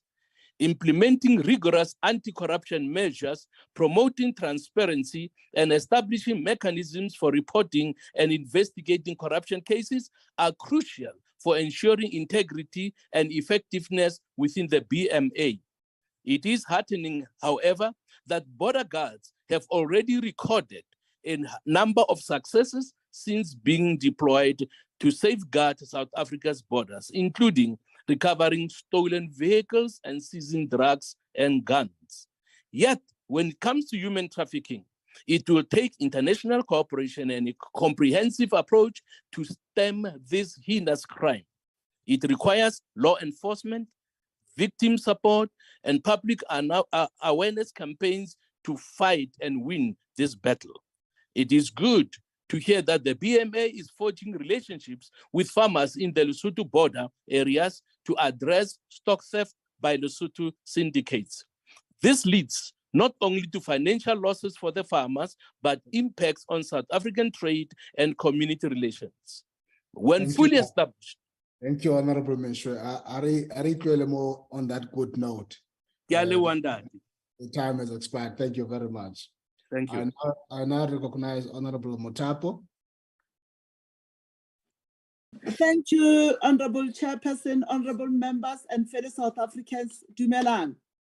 Today we gather to address a significant issue that affects not only the safety and security of our nation, but also our sovereignty. We are all aware of the ever-growing crisis of cross-border crime and immigration management failures that have hugely impacted our communities. It is imperative that we take effective measures to combat the issue and secure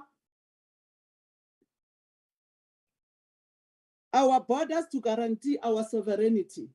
The ANC 2019 manifesto emphasizes the importance of collaboration with neighboring countries and regional bodies to manage porous borders effectively.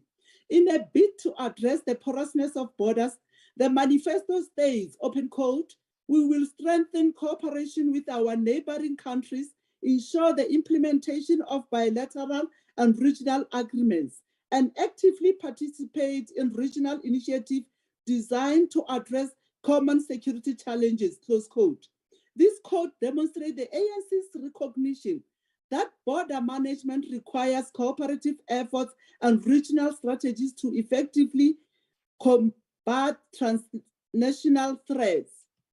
Honorable Chairperson, the Defense Forces of South Africa have indeed lived up to the prescripts of Section 2271A of the Interim Constitution of 1993, which states that one of the functions of the Defense Force is, open quote, for service in the defense of the Republic for the protection of its sovereignty and territorial integrity, close quote. To address this growing issue, we strongly believe that the South African Defense Force has a crucial role to play in securing our borders. Operation Corona has already been successful in reducing crime rates in the border areas, but we urge the SNDF to continue in this endeavor. Leicester, Hiso, Akbare, van der Merwe, Roos, and Mulder. Operation Corona is a South African National Defense Force mission aimed at securing the country's land borders. The operation was launched in 2006 and is ongoing. Its mandate is to prevent illegal border crossing, men, women, and child trafficking, smuggling, illegal mining, and wildlife poaching. The operation has achieved various goals. Firstly, it has facilitated in ensuring the safety and security of the country's land borders. This has helped to curb the influx of illegal immigrants and human trafficking, which were prevalent issues before the mission was launched. More still needs to be done in this regard. Secondly, it has kept smuggling across the borders, which were rampant before the operation, thus reducing crime rates in the country. Thirdly, it has facilitated in dismantling illegal mining that has helped in the maintenance of the country's natural resources. Honorable Chairperson, to increase the effectiveness of our efforts, we need to collaborate with police and border guards to achieve our goal of border security. The integration of SNDF police and border guards will lead to a more cohesive approach, enabling us to better tackle cross-border crime. Honorable Chairperson, we also understand that we must improve the condition of our border infrastructure and also use new technologies that increase our controls.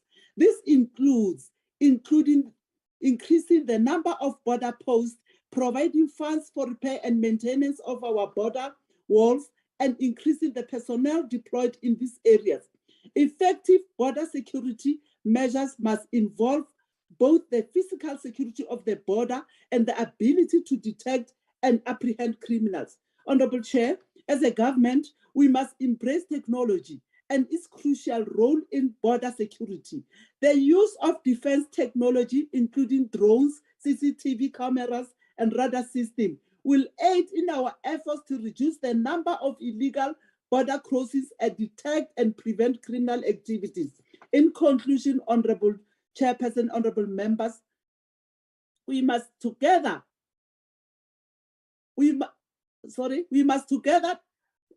work together to address this crisis. Our efforts must be strategic, coordinated, and well-resourced.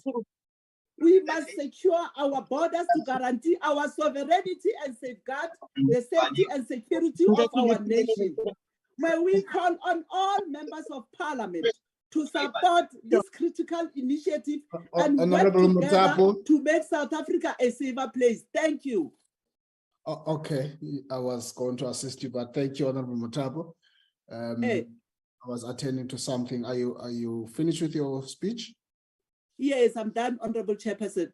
Thank you, Honorable Mutabo. Have I left few minutes?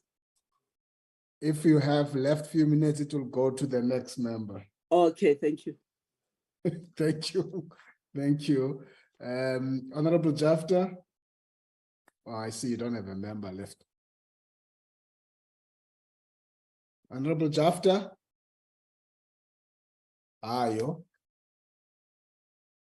I now recognize the Honorable Minister of Home Affairs.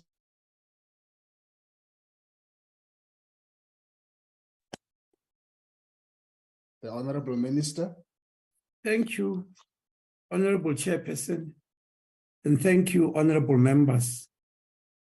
In this fast globalizing world, Chairperson, it is inevitable that cross-border crimes will escalate if not checked by appropriate means.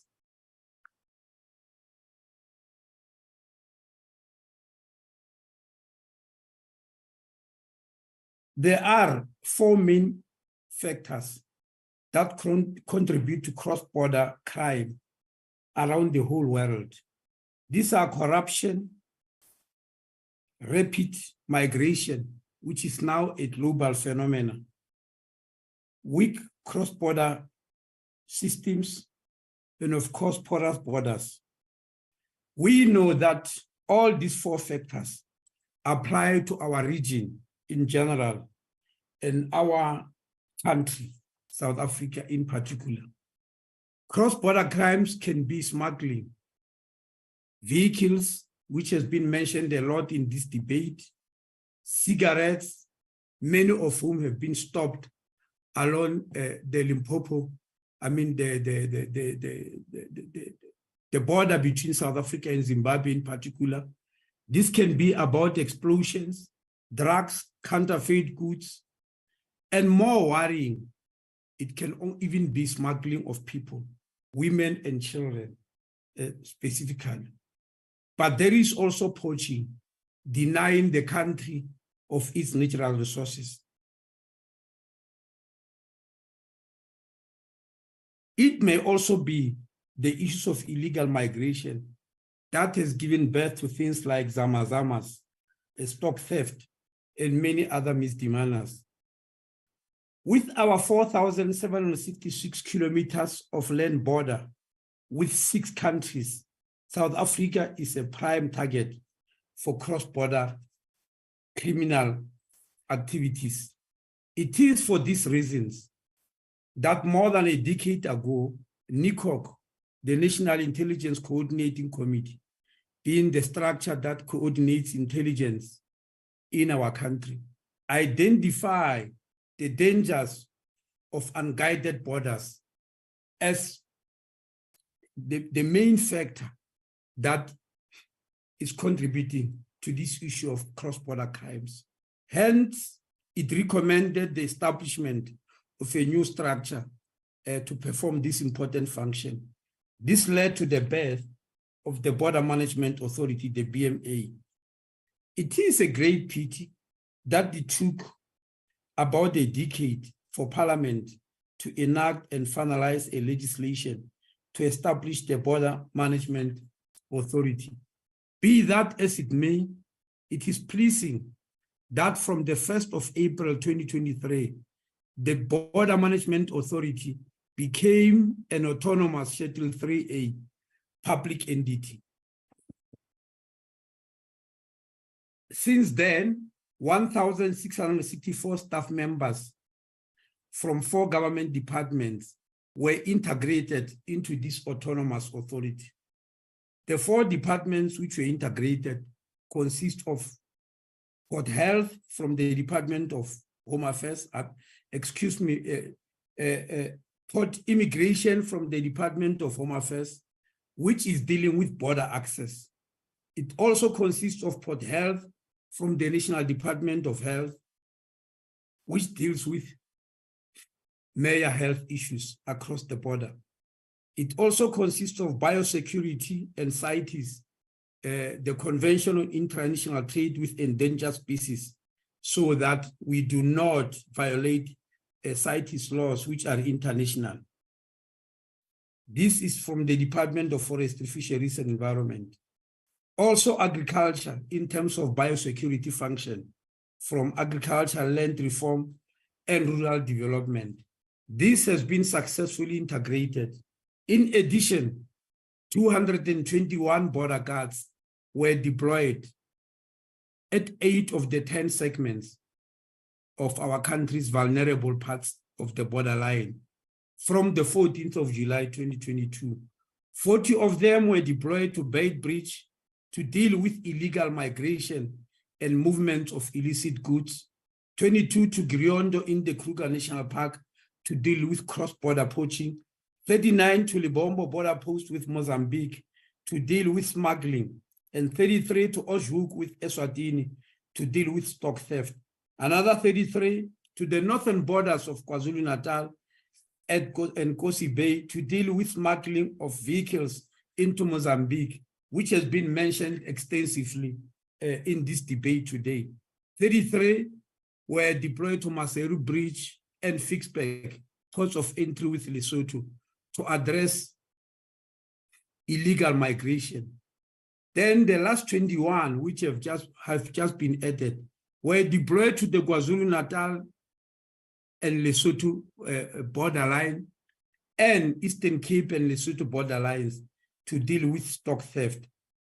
The border guards, since their inception, were able to intercept lots of things. I won't repeat them. Honorable Chabane has already given you statistics. The 35,904 people who were entering the country illegally, the 139 vehicles that were intercepted, and the stopping of 95,000 undesirable people.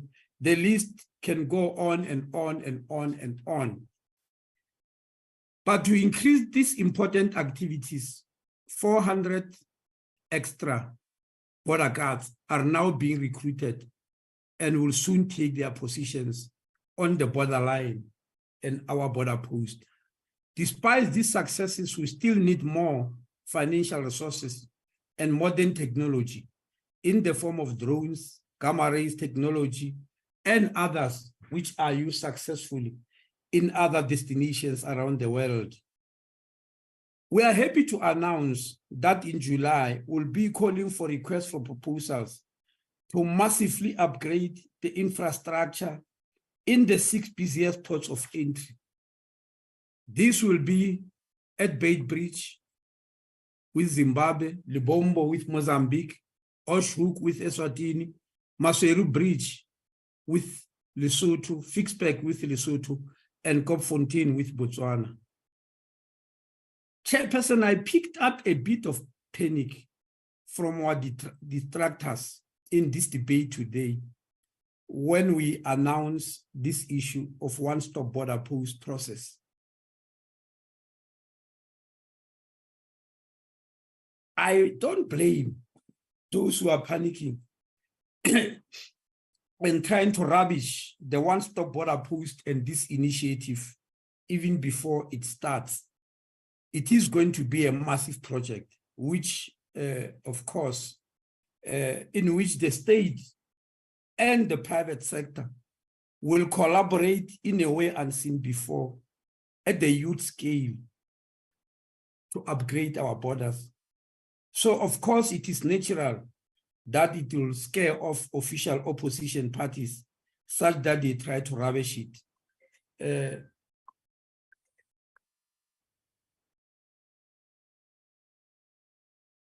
Let me come to the issue of corruption. I want to inform the sponsor of this motion, as well as honorable viewers, that the things they are quoting here about corruption, most of them, they got them from us, especially myself and the deputy minister when we report to the portfolio committee. And it is because of the work that we are doing that you came to know about such things. When we appointed the Lubisi report and brought the report to you to read their findings, it was because of our work against corruption. That's why you know what are in the findings of the Lubisi report. You wouldn't have known if we're just folding our arms and not doing anything. Now, the Lubisi report has recommended a multidisciplinary team that consists of forensic investigators, data analysts, senior legal experts, and other people. They've already started work. Honorable members, and we are expecting arrest, deportation, retrieval of state documents that were obtained fraudulently. And honorable members, I've reported the number of officials in Home Affairs who have been charged and some of them handed over to the Hawks who are still investigating. I just want to correct a few things which I had during the debate, that the BMA staff was not paid. The BMA staff are being paid today. The problem that was announced this morning was simply that payment started at 1 minute past 12 midnight and it delayed by a few hours, but they are being paid. So let's not develop panic where it does not exist, honorable members. I also want honorable members here not to mislead. The chief directors that are being mentioned that were on the Lubisi report, I'm the one who brought the report to the committee that they've been charged and dismissed, and they are being handed over to the police and the Hawks for further investigation. On the issues of not getting money from bus companies that bring people here illegally, it's also information from myself. When you stop buses like the Rimvi Bus Company, and I announced here that we charged them a total of 7 million rand, and we are continuing to try and collect money from them in that regard. So, honorable members, I don't want us to turn this problem into an electioneering when it is so important to our country. Thank you very much. Your time has expired. Thank you. Malibongwe, well done, Minister. Honorable, who's that?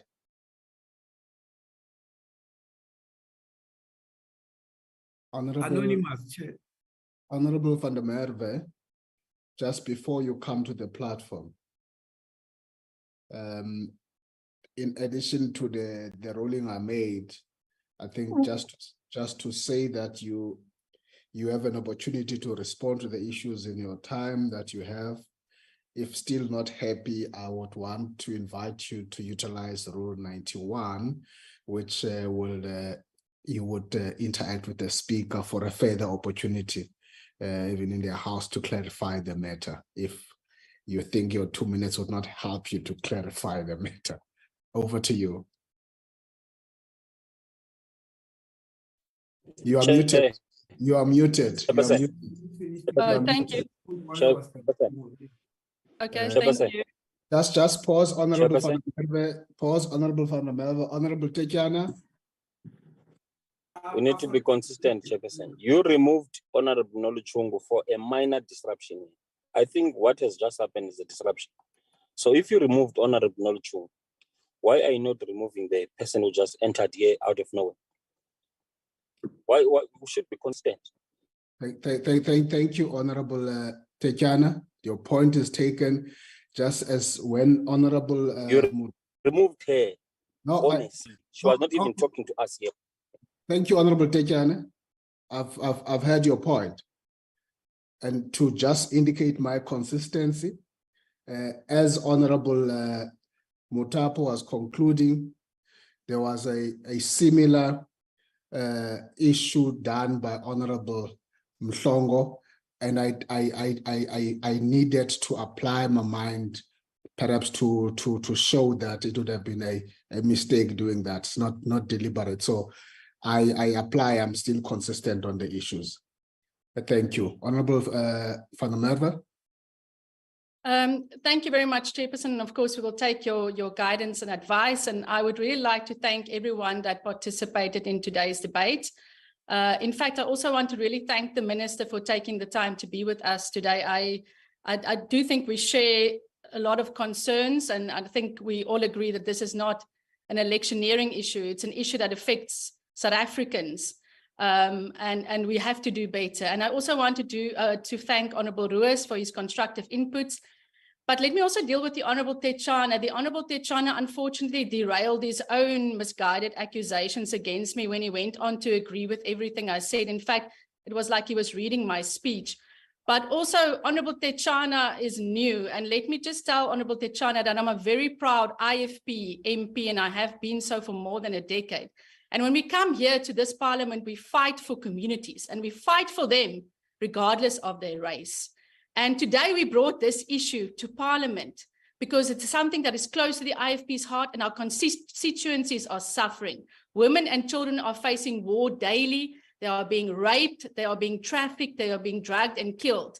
And if Honorable Tetiana is not interested in debating those issues from that viewpoint, well then, you know, that's something him and his party must deal with. But we are fighting for South Africans as the IFP, regardless of our race. And that is why we won another award of the ANC yesterday in Mvoti, and exactly also why his party is rejected by-election after by-election.